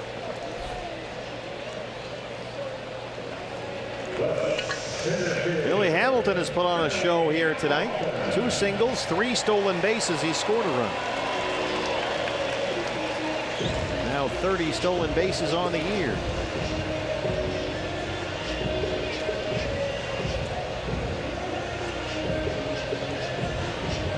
Jake Lamb will come in from third, Goldie from first.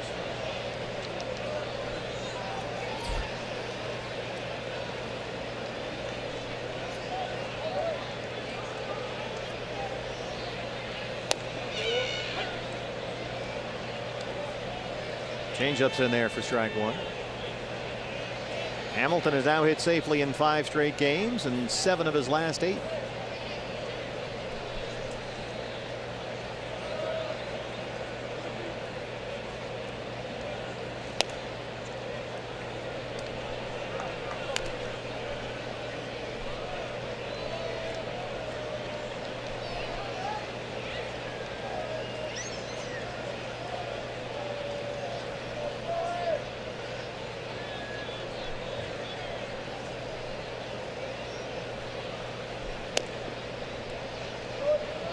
Slider missed upstairs, and it's 2-1.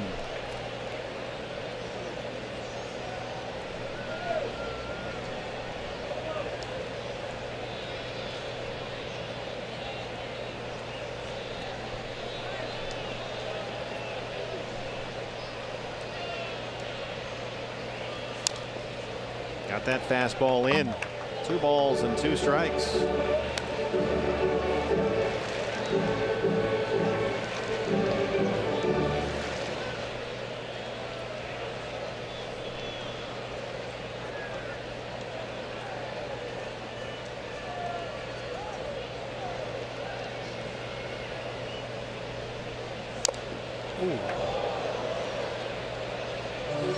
The guy that runs as fast as Billy Hamilton, that's the last thing in the world you want to do is foul a ball off your money.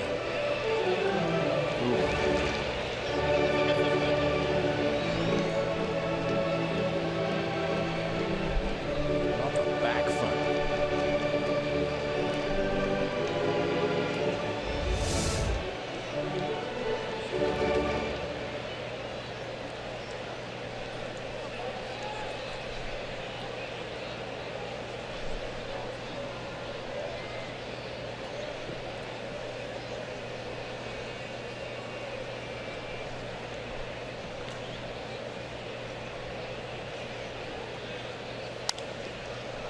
Another pop up for Lamb.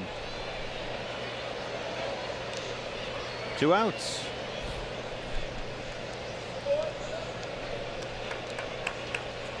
That'll bring up Zach Cozart, the shortstop. Cozart walked and scored in the first. He's 0 for 2.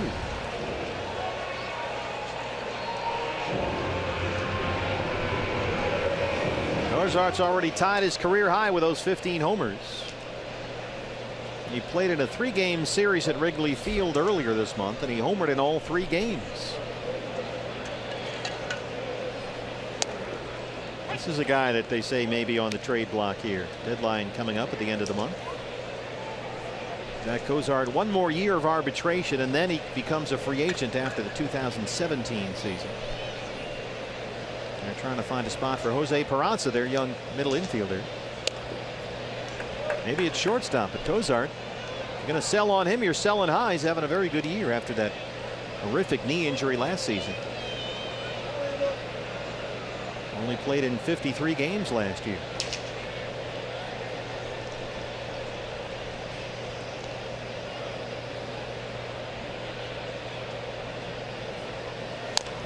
I can't think of a contender that needs a shortstop. That's one thing that's maybe in the way of the Reds moving Cozart. There's not a team out there that has a glaring need at that position. Cozart, for me, his value is more appreciated over long periods of time. He's not one of those spectacular players you're going to see on the highlight reels. He's not going to hit a ton of home runs. Probably not going to hit for an extremely high average. But when you watch him play every day, he's one of those guys that just gets the job done. Well, Randall Delgado gets the job done there. The strikeout to end the inning. But the Reds add a run on the Barnhart homer. It's 4-2.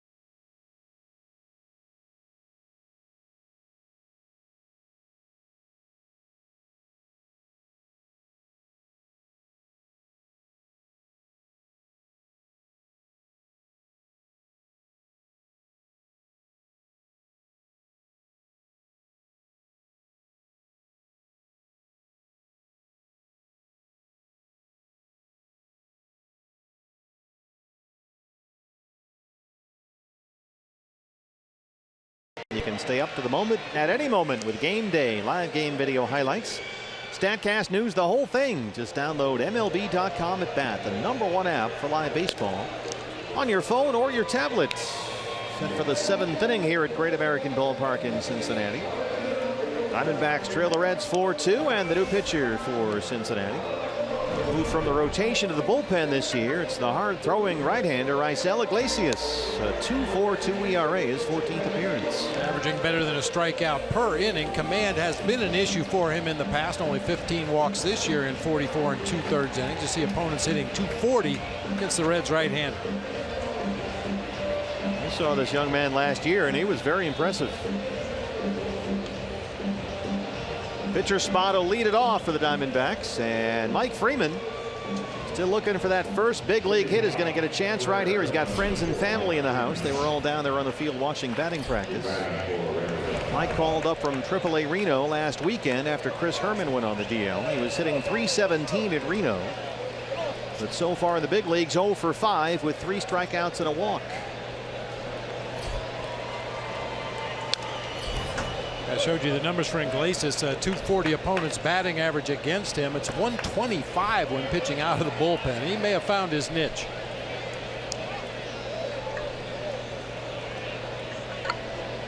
Freeman down 0-1. Really like to see Mike get that first big league hit. Diamondbacks have guys who are going to get healthy, and roster spots are going to be few and far between coming up soon on this road trip.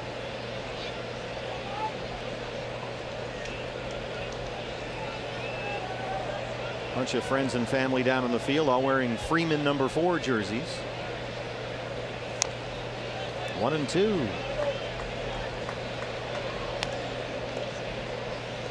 Freeman's swing to me is a little reminiscent of Chad Tracy, a left-handed hitter. Played some third base for the Diamondbacks back when I was managing before I got canned. I thought Chad Tracy was a guy that was going to challenge for the batting title every year. He had such a pretty swing. Tapper back to the mound. Iglesias has it. They retire Freeman. Let's go downstairs to Jody. Jody. Yeah, Steve, I don't know what gave it away, knowing that his family was here. They were all wearing the jerseys, of course, and his mom, Sherry, in particular, so proud. Interesting story, though. When he got the call up, his dad was actually driving down with some customers. He works with his two brothers, with Mike's two brothers, and so they were driving down to Key West, or actually to the Keys, Islamorada, and from Orlando where they live. And so he got the call, so basically had dinner, did some of his work, and then 3 a.m. went to Miami Airport, slept on the floor of the airport, and got out to Phoenix on the next flight. So they were out in Phoenix, and they're here in Cincinnati, and like you mentioned, waiting for that first big league hit, but enjoying seeing their son being able to play in the majors. Yeah, it's been a long time coming. Parts of 7 seasons in the minors for Mike Freeman, who turns 29 next month.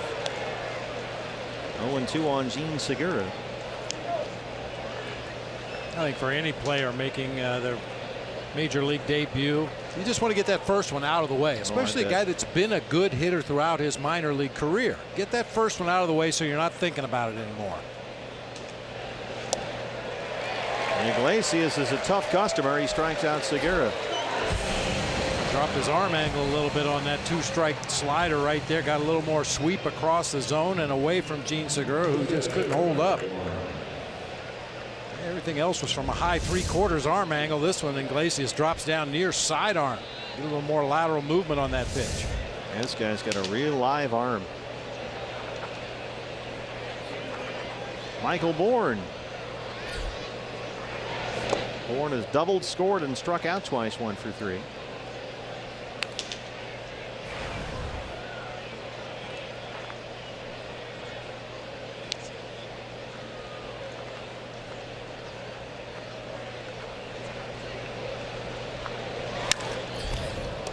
Center field, Hamilton. That one almost carried over his head, but he's got it.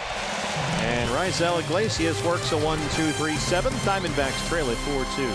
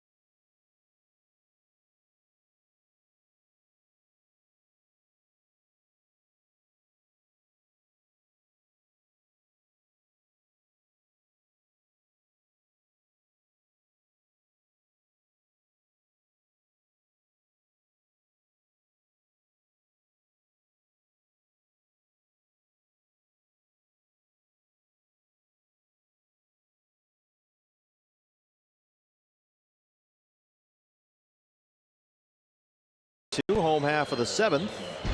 What's next? Brought to you by CenturyLink. Same two teams tomorrow. Robbie Ray on the mound for the Diamondbacks against Kivas Sampson for the Reds. As a night game, Diamondback Live pregame show. Night game out here. Diamondback Live pregame show at 3:30 back home in the great state of Arizona. New pitcher for the Diamondbacks, the rookie lefty Zach Curtis, 17 appearances and a 4.26 ERA. Yeah, the two lefties back to back in the lineup, Votto and Bruce. I asked around a little bit why the Reds didn't have Duvall hitting between the two left-handers, and nobody could give me a real good answer. I mean, it just seemingly on the surface would make it a little tougher for the opposing manager if you've got the left-handed hitting Votto, followed by the right-handed hitting Duvall, followed by the left-handed hitting Bruce. You might have to make 3 pitching changes in 1 inning to get through that part of the lineup, but instead the two lefties are hitting back-to-back in the 3-4 hole. Well, here's Votto to lead it off. He homered in the first, his 17th of the year. Diamondbacks led it 2-0 after a half inning. Reds got 3 in a home half on the Votto homer. They added a 4th one on Tucker Barnhart's home run to lead off the last inning.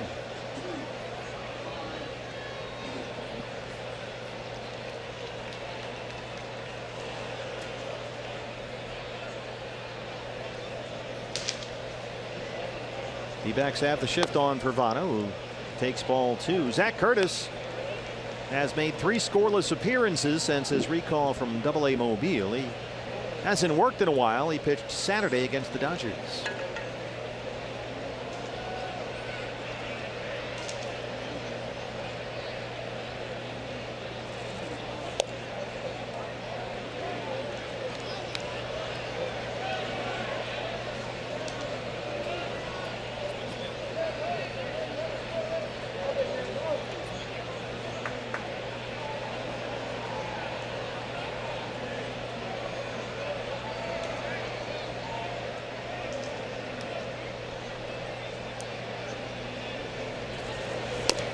Missed with a 3-0, a leadoff walk. Another leadoff man reaches in the ball game. That's been a recurring theme. It'll bring up Jay Bruce.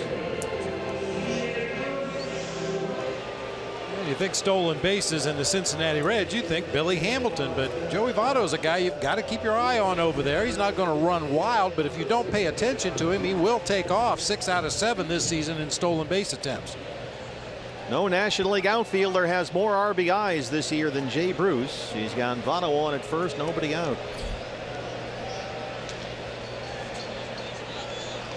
D-backs will leave the shift on. Ahmed all by himself on the left-hand side.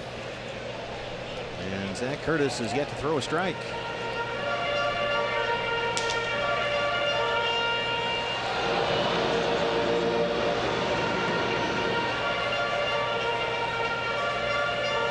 Comes Mike Butcher.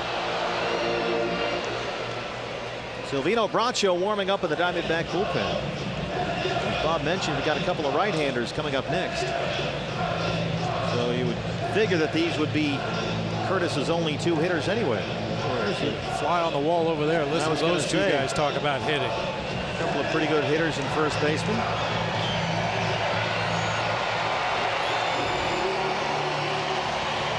Still say Joey Votto with his hair clipped tight like that reminds me of Crazy Brittany. Back in the days when she was beating on cars with umbrellas and running around barefooted at gas stations. Those were the glory days. Yes, indeed. The 1-0 to Bruce. No, he didn't, says Jerry Davis. 6 pitches, all balls for Zach Curtis.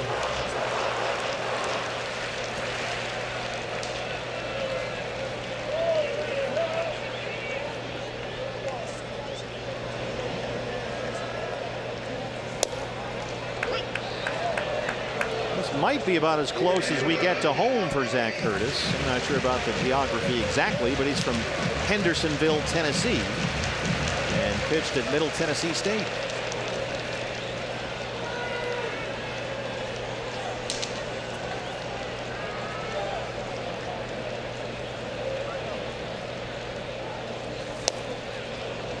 He's behind Bruce, 3-1.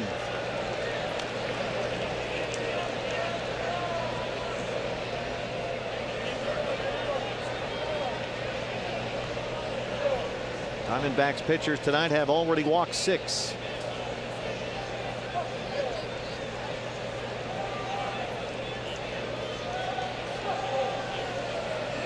Zach Curtis, a left-handed pitcher who has the backward splits. Righty's only hitting 143 against Zach Curtis. Lefty's hitting 280 and nearly the same amount of plate appearances. Well, we've had one of those guys every year. Oliver Perez, Tony Sipp.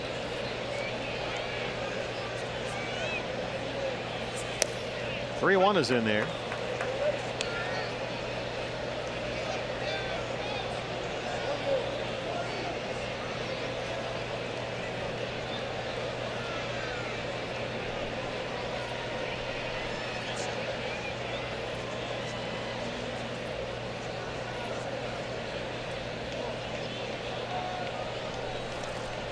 It's behind Castillo, right back from the backstop, but it's ball 4. So Curtis comes in to face 2 lefties and walks them both. And here comes Chip Hale. That's not exactly how you draw it up. Bring your lefty in to face 2 of the toughest left-handed hitters in the league, and he walks both of them. Silvino Bracho is going to have to come in here and try to clean up the mess. Back after this.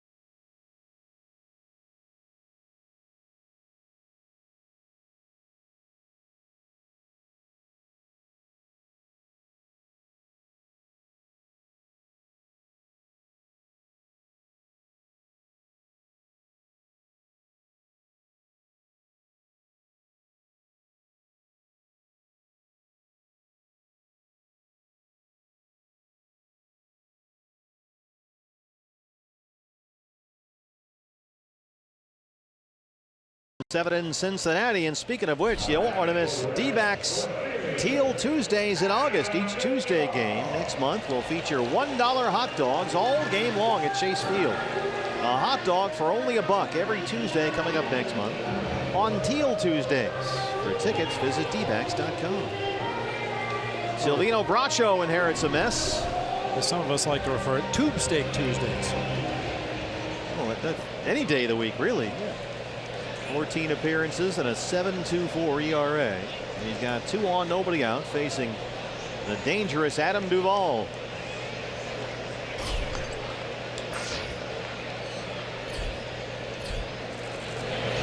No left fielder in baseball has more homers or RBIs than Adam Duvall. So far tonight he has walked and doubled. He's 1 for 2. Leads the Reds with those 23 homers. Joey Votto at second, Jay Bruce at first, still nobody out.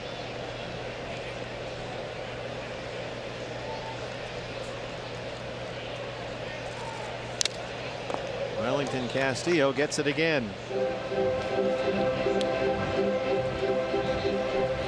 Boy, he's going to lose 15 pounds back there tonight.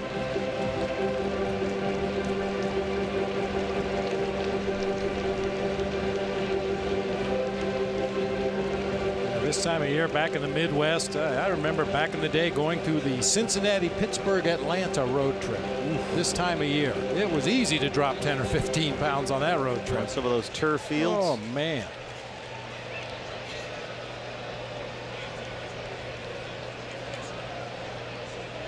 Some big outs to get for Silvino Bracho. Try to keep this a 4-2 ball game.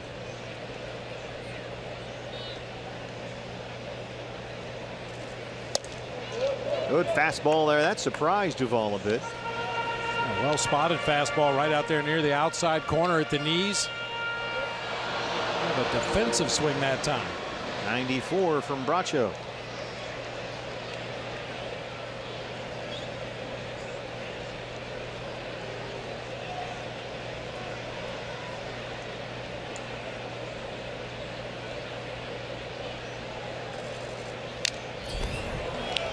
.95 that time, but it stays 1-2.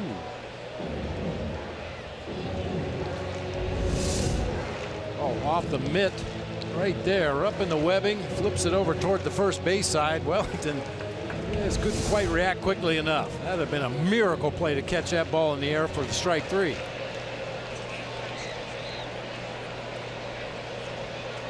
Would have been a nice pitch on which to get Duvall to pop up or something. Elevated fastball. 1-2.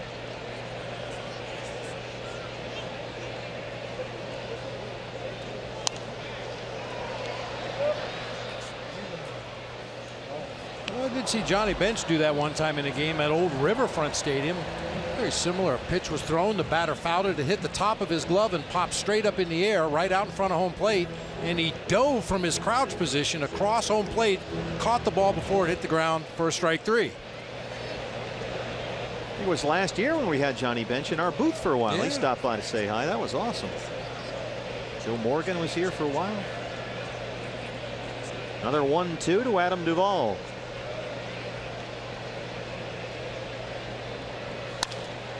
On the ground is shortstop Ahmed. Segura for 1, and they get 2. Votto in at third. 2 big outs for Silvino Bracho.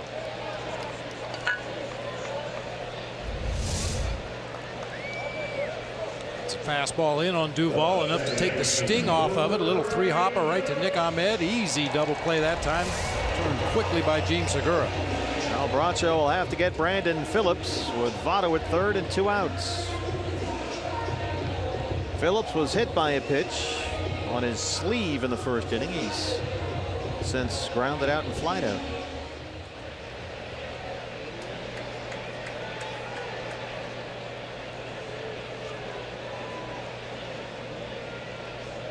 "59 games without a home run for Brandon Phillips, the longest homerless stretch of his career."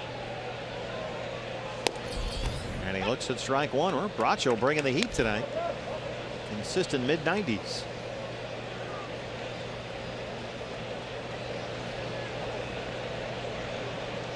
Used to read that he threw 92, but it played like 94. But tonight he's throwing 95.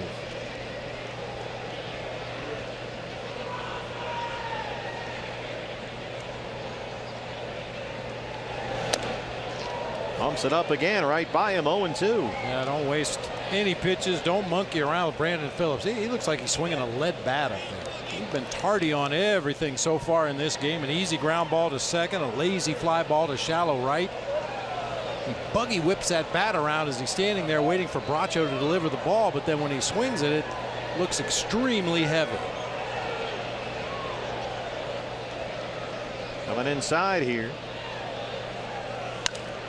Left it out over the plate, but Phillips fouls it off. That's odd because Phillips, despite the homerless stretch, begins tonight with a 9-game hitting streak.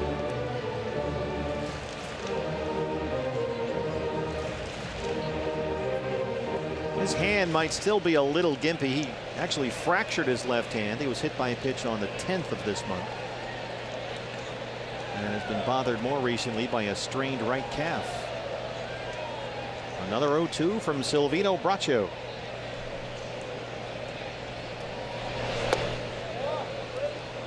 Slider missed, and it's 1-2.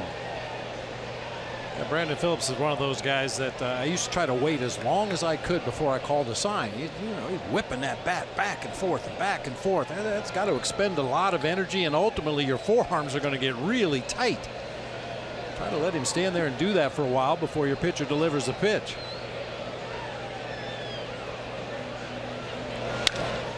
Set up, down and away, and he knocked it in front of Tomas. That'll score Votto to make it 5-2. Phillips has now hit in 10 straight, the RBI.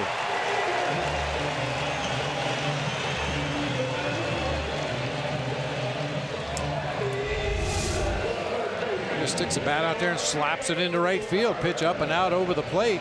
That's the right approach on that particular delivery from Bracho. Unfortunately, it produces an RBI base hit.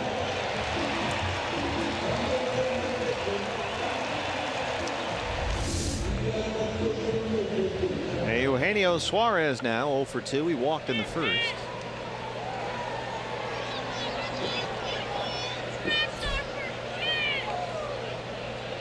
Reds have now out-hit the Diamondbacks 7-5. They lead it 5-2.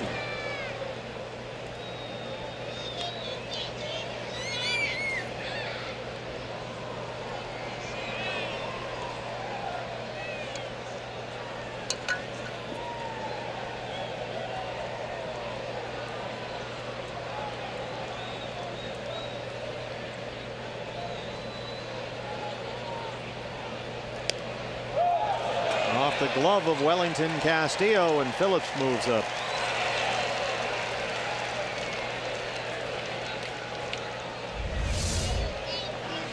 That's got to be ruled a pass ball. He just doesn't get his glove in the spot quickly enough.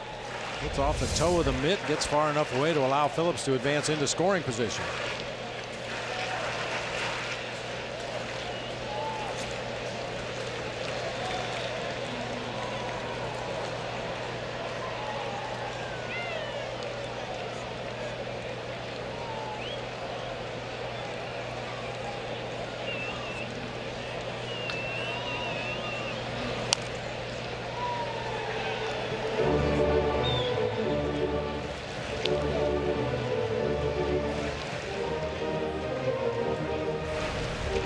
Eugenio Suarez, acquired from the Tigers before last season, wound up playing a lot with some of their infield injuries. Cozart missed half the year.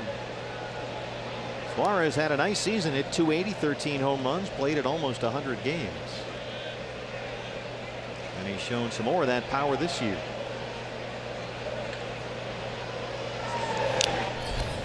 One and two. Another hard fastball from Bracho.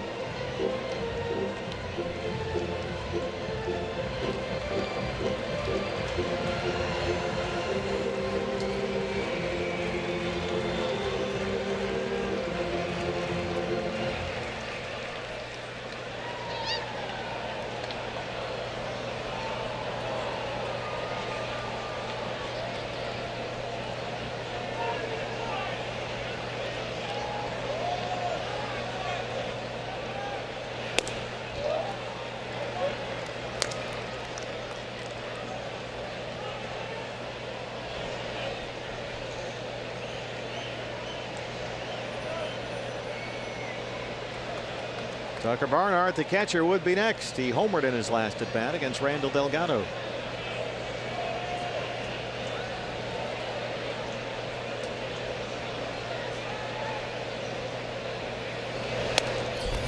Bracho, another 95-mile-an-hour fastball, strikes out Suarez, but Phillips's RBI makes it 5-2 Cincinnati.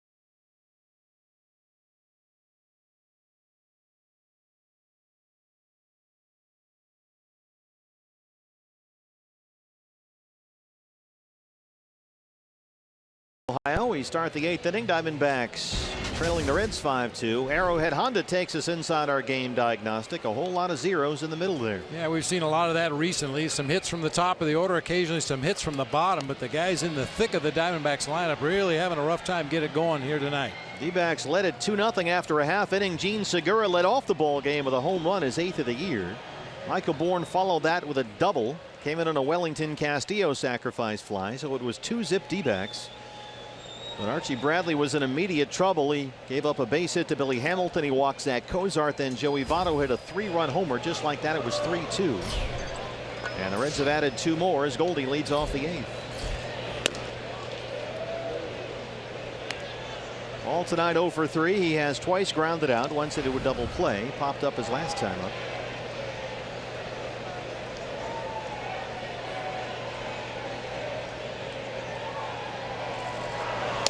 Raisel Iglesias back out there for his 2nd inning of relief.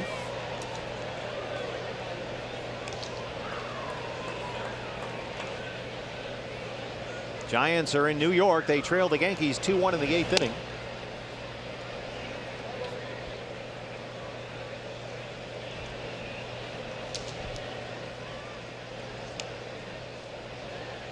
They're not great about putting the out-of-town scores up in this ballpark. You gotta really go looking for them.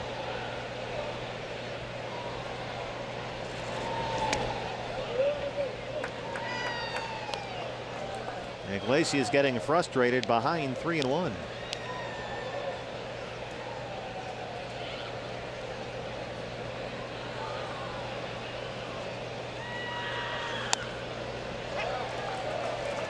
Full count, 3-2.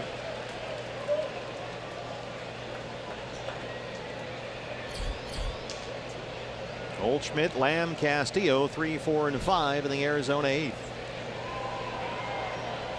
3-2 to Goldie. Leadoff walk. Just Goldie's 3rd walk this month.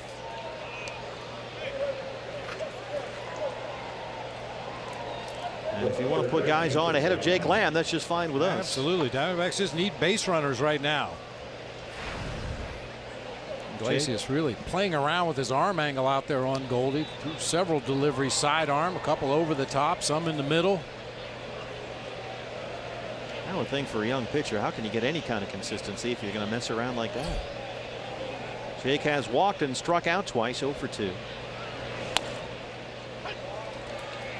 Changing the arm angles the way he has so far in this ball game kind of reminds me of a younger, thinner Odrisamer Despaigne. Oh boy.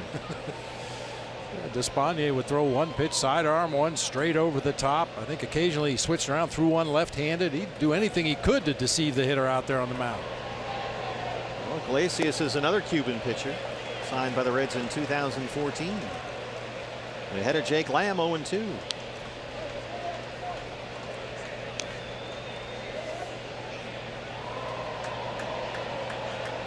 Reds gave him a 7-year, $27 million deal coming out of Cuba a couple of years ago.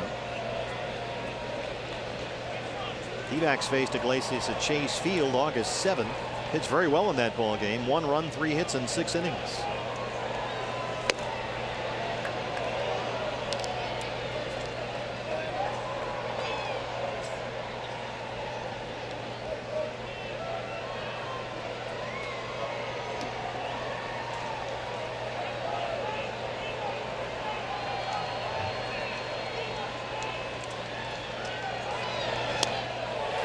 Jake Lamb strikes out for the 3rd time tonight. 1 down in the 8th.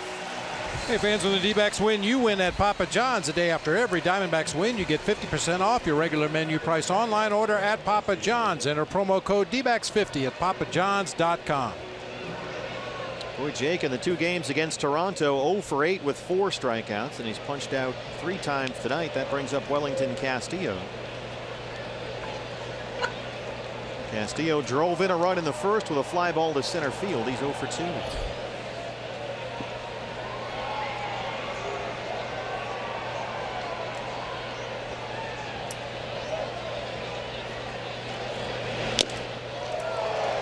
Diamondbacks with so many key injuries this year, hoping for more power production from Beef Wellington.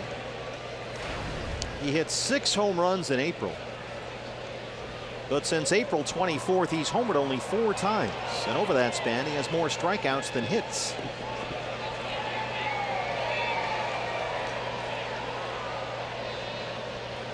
Let's take a look at Jake Lamb after that last swing. Yeah, talking about injuries, you hope this isn't another one, but Jake really reacted funny after swinging and missing here. He drops that right arm down to his side, walked all the way back to that third base dugout, threw his bat down on the ground, went down the tunnel, which is never a good sign.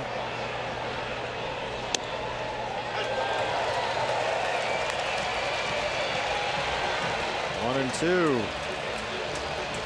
Well, hopefully it was just frustration and not an injury. No trainer looking at him to this point.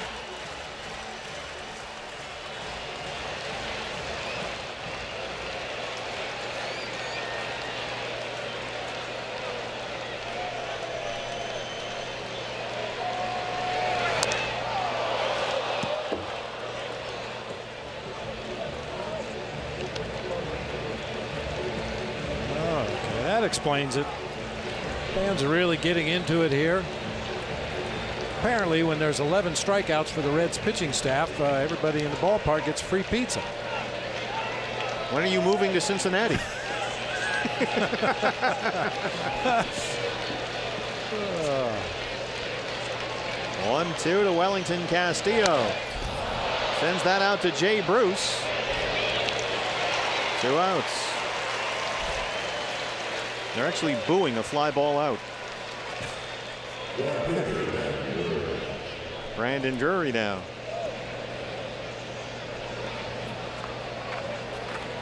Drury walked in the 4th. He's 0 for 2. Got a 4-game hit streak on the line.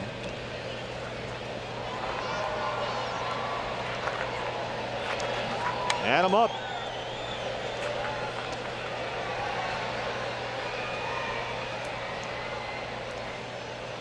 Straley, the starter, struck out 8. Iglesias working his 2nd inning of relief and struck out 2. There's a strike, 0-1.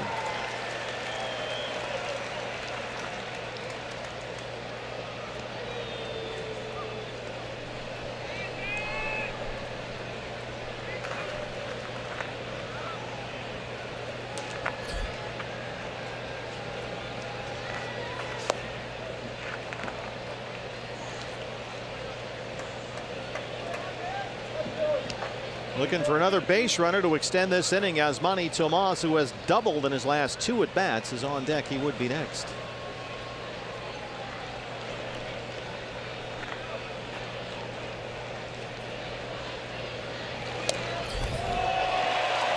Gets the strike call from Carlos Torres, and it's 1-2. And now the whole thing starts again with the music and the clapping.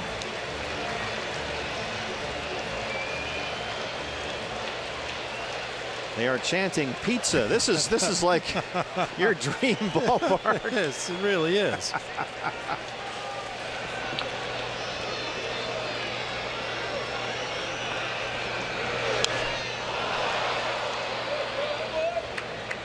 They will flash pictures of a slice of pizza on the scoreboard ring around the ballpark.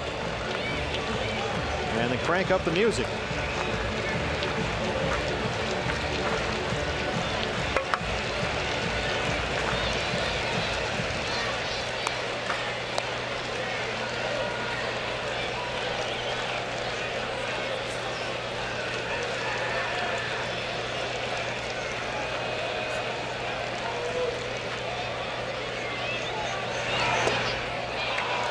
Two and two. I'm told should Drury go down on strikes, it'll be the loudest cheer you hear all night, even more so than the Joey Votto 3-run homer or the Tucker Barnhart solo shot.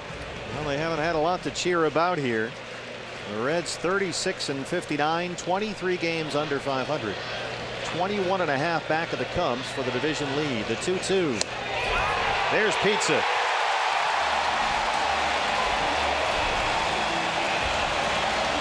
Raisel Iglesias slices that one up nicely. Bottom 8 on the way.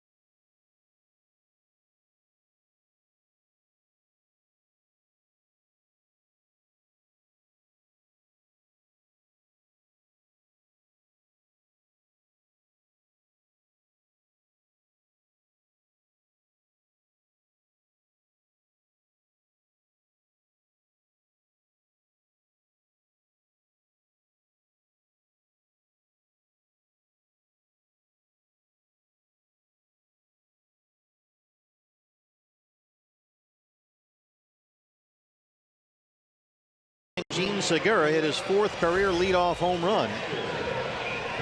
Joey Votto a 3-run homer in the bottom of the 1st. Reds added 2 more and a Barnhart homer and a Phillips RBI single. And they lead it 5-2 as Enrique Burgos is out to work the home half of the 8th inning. A 4.30 ERA in 13 games. He last pitched Tuesday against Toronto. And Barnhart, who homered in his last at bat, will lead off the Reds' 8th.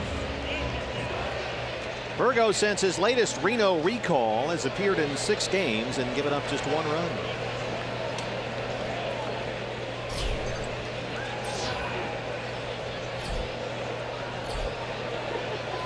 Ballpark still settling down after the free pizza announcement. And we're set to go.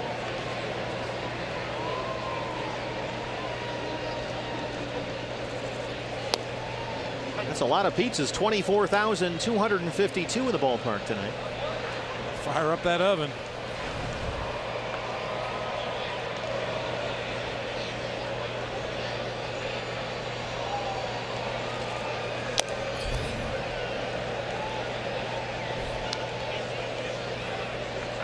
Reds just got to look at Silvino Bracho, who was throwing consistent 94-95. Now Burgos checks in at 96.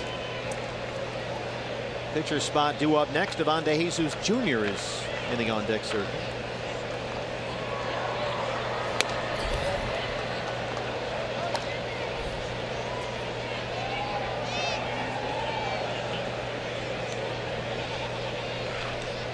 Barnhart swinging a hot bat this month. He's hitting over 340 in July with 3 home runs. Fastball is in there. Actually, might have been his slider at 89.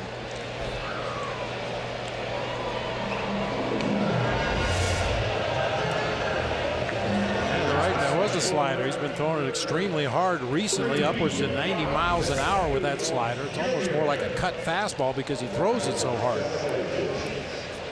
Raisel Iglesias' spot due up. Here is Ivan De Jesus Jr. 241 and a homer.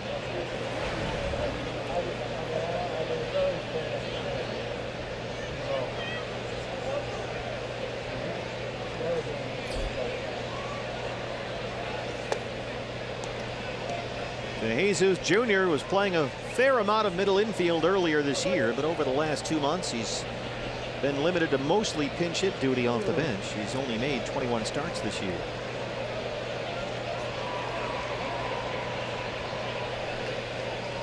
His dad, Ivan De Jesus, a longtime National League infielder. Key part of some Cubs and Phillies teams over the course of a 15-year big league career.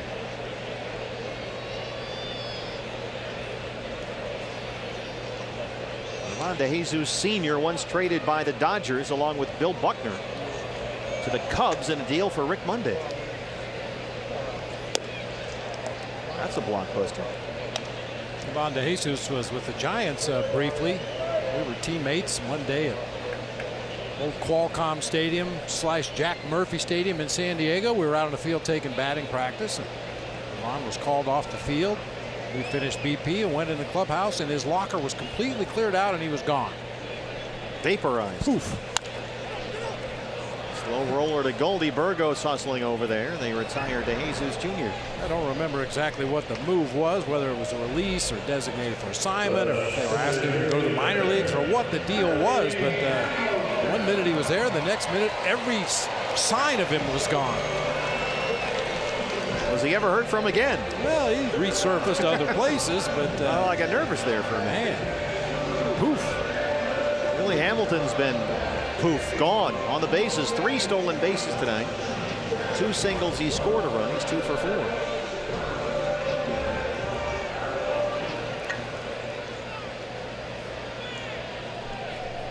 Corners will come in as they have all night. Jake Lamb back out there at third, so we're just going to guess that everything's okay with Jake. Finally squares to bunt, pulls back and takes ball 1. If I was Billy Hamilton, I would become the world's greatest bunter. Oh, absolutely. But you rarely see him ever square up like that. I understand he wants to get the ball in the gaps and try and stretch doubles into triples and all that stuff. But if he just gets it on the ground anywhere away from the pitcher, it's going to be a base hit. Or a great defensive play to get him.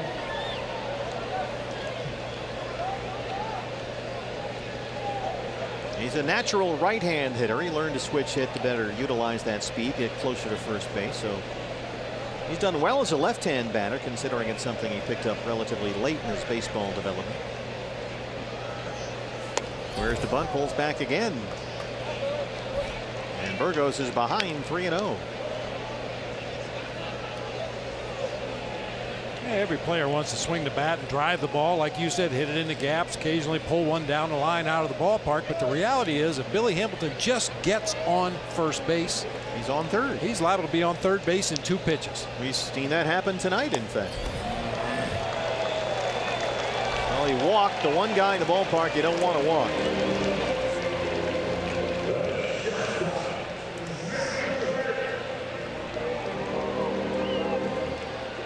That's 8 walks issued by D-backs pitchers tonight.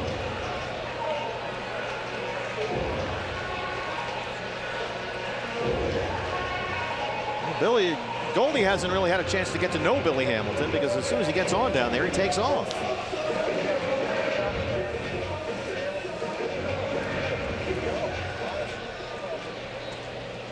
Try telling him his shoe was untied or something. Matt Cozart 0 for 3, walked and scored in the first, came in the Votto homer.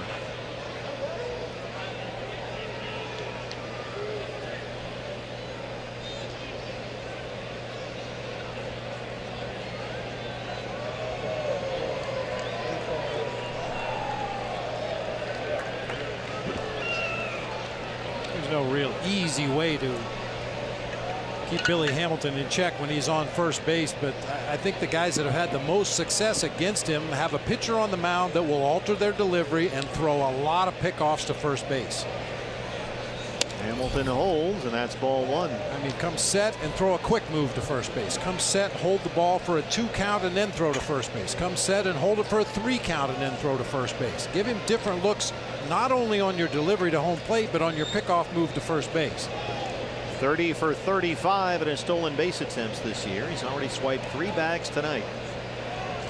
You see how he takes his lead. He gets his primary lead, and then as a pitcher comes up into the set position, he just little short steps, 4 to 6 inches, little short steps, and he keeps going. And if you don't make him stop, he'll just take off, and there's nothing you can do about it. Little steps, little step, little step. Long set by Burgos. And there's your timeout. Well, Enrique is doing what you'd like to see. Yeah, fans boo, but if you're going to try to control a premier base stealer like Billy Hamilton, it's going to take some attention over there at first base. It's going to take some time just holding the ball on the mound, trying to get him to jump.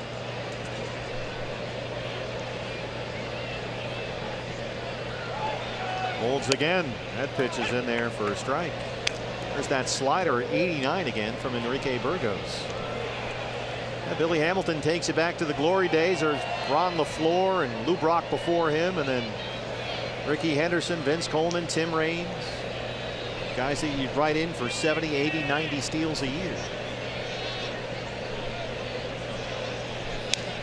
Billy Hamilton just staying put, and Burgos is ahead of Zach Cozart, 1-2.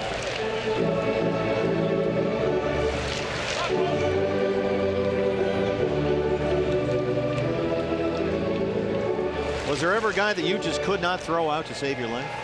Oh, there were a lot of them that were tough. Tim Raines, back in his heyday, he could steal a base whenever he wanted to. Yeah. What a great player. He should be in the Hall of Fame.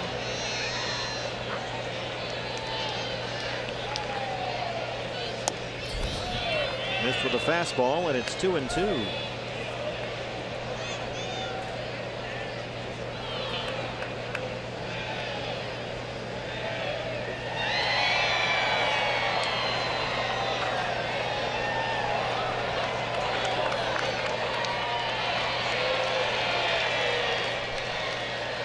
There's 155 stolen bases in one season. Is that any good? Probably did it in 156 games. He did it in, let me see, actually 132 games. Stole 104 in Class A Bakersfield, then was called up to Double A Pensacola. Stole 51 more. Here he goes. Cozart laces that one down the left field line. It's a fair ball. Hamilton's going to score easily here. He was taking off with a pitch, and it's 6-2 Reds. RBI double for Zach Cozart.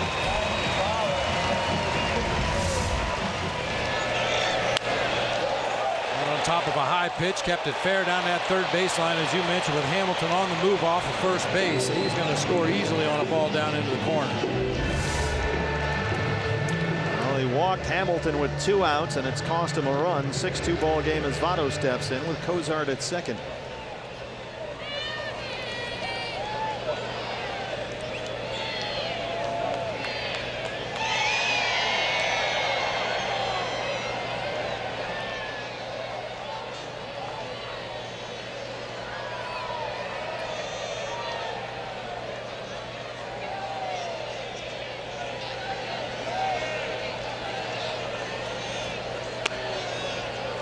First base open and 2 outs. They got Jay Bruce on deck.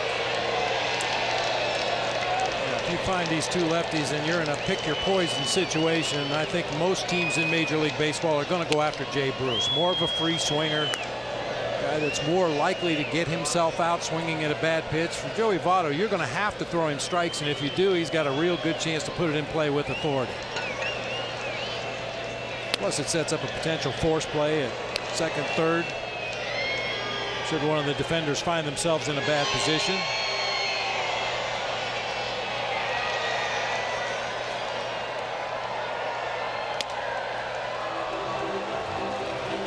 Nine walks issued by D-backs pitchers tonight, 2 of them intentional.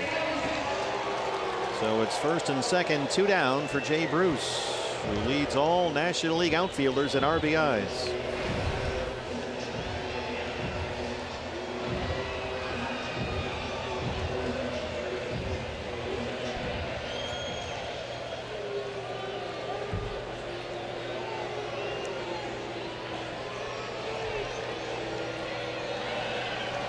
Zach Cozart at second, Joey Votto at first, 2 outs and 1 run in. Reds have tacked on runs now in the 6th, 7th, and the 8th. Watch Jay Bruce's left arm here as he gets into the batter's box. When he first got called up to the major leagues, he was granted time by the home plate umpire several times until they realized that that move right there is just part of his setup in the batter's box. That's how 99% of the batters ask for timeout. Take that top hand off the bat and hold it straight up in the air toward the umpire and hope he grants you timeout. And as I said, when Bruce first got to the major leagues, a lot of umpires thought he was asking for timeout. Very unusual sort of tick that he's got. But it's worked for him over the years. He's been to 3 All-Star games, including this year.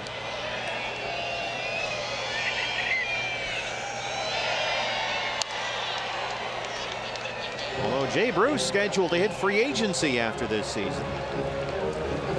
He said this week it'll definitely not be a surprise if he's traded, but he'll consider himself a Red until he's literally not playing in that jersey anymore. He was the subject of many trade rumors about this time last year, but wound up staying in Cincinnati.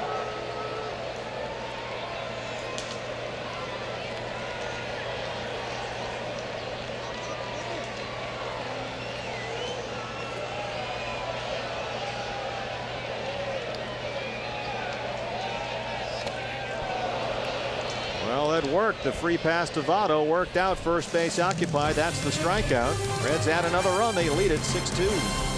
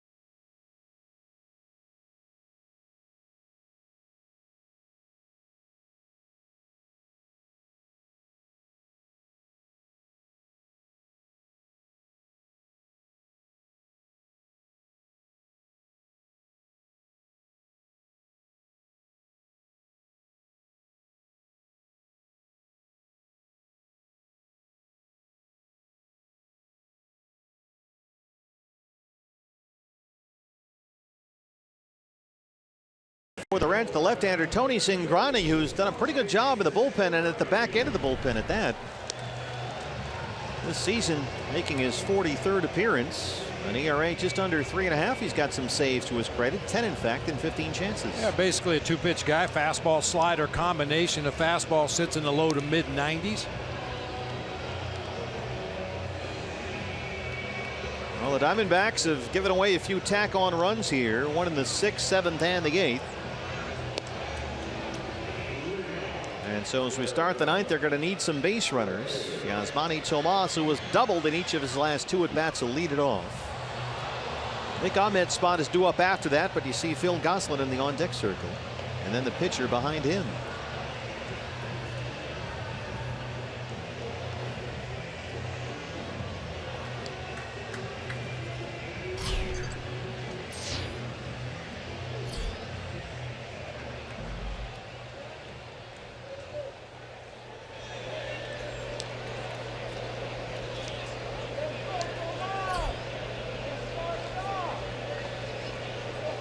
Diamondbacks with only 3 hits since the first inning. 2 of them are Tomas doubles. There's the strike going on. Boy, they led off the ball game. Segura leadoff homer. Bourne doubled after that. And since then, just 3 base hits. They've been out hit 8-5.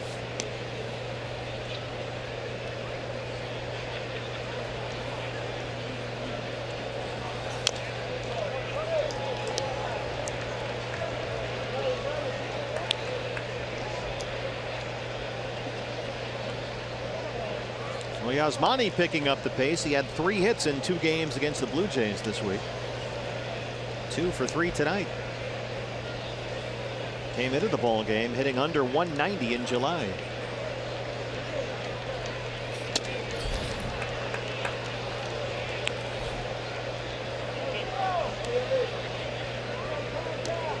Padres 5-3 winners in Washington, D.C. tonight. Dodgers and Cardinals tied up 2-2 in the 7th at Busch. Called strike 3. Tomas can't believe it.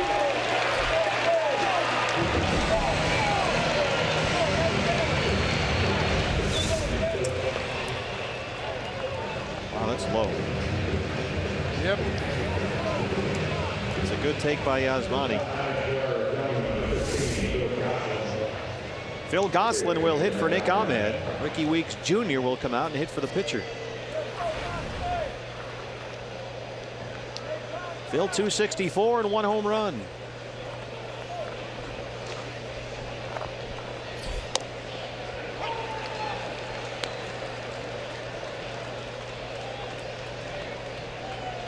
Phil Gosselin 41 plate appearances as a pinch hitter this year. He's hitting .289. 1-1.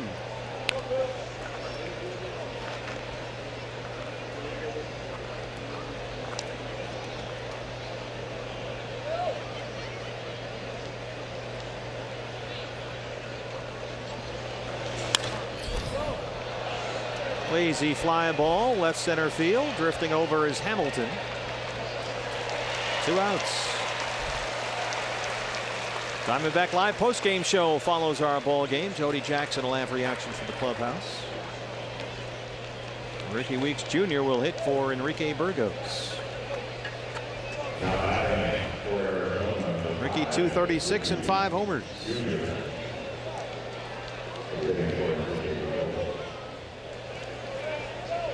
Same 2 teams tomorrow. It's a 4:10 first pitch back home in Arizona. Diamondback Live pregame show at 3:30.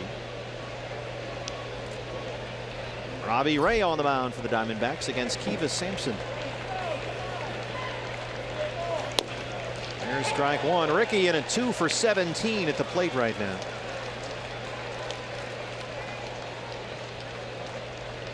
He's batting .184 as a pinch hitter this year.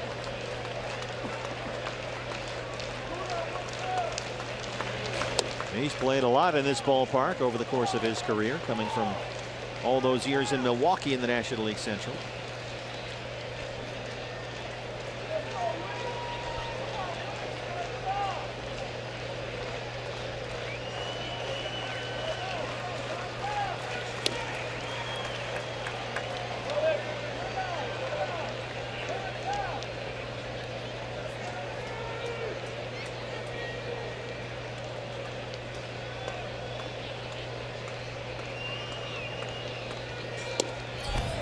Well, most of the starting pitchers we saw in our series here last year have come out of the bullpen tonight.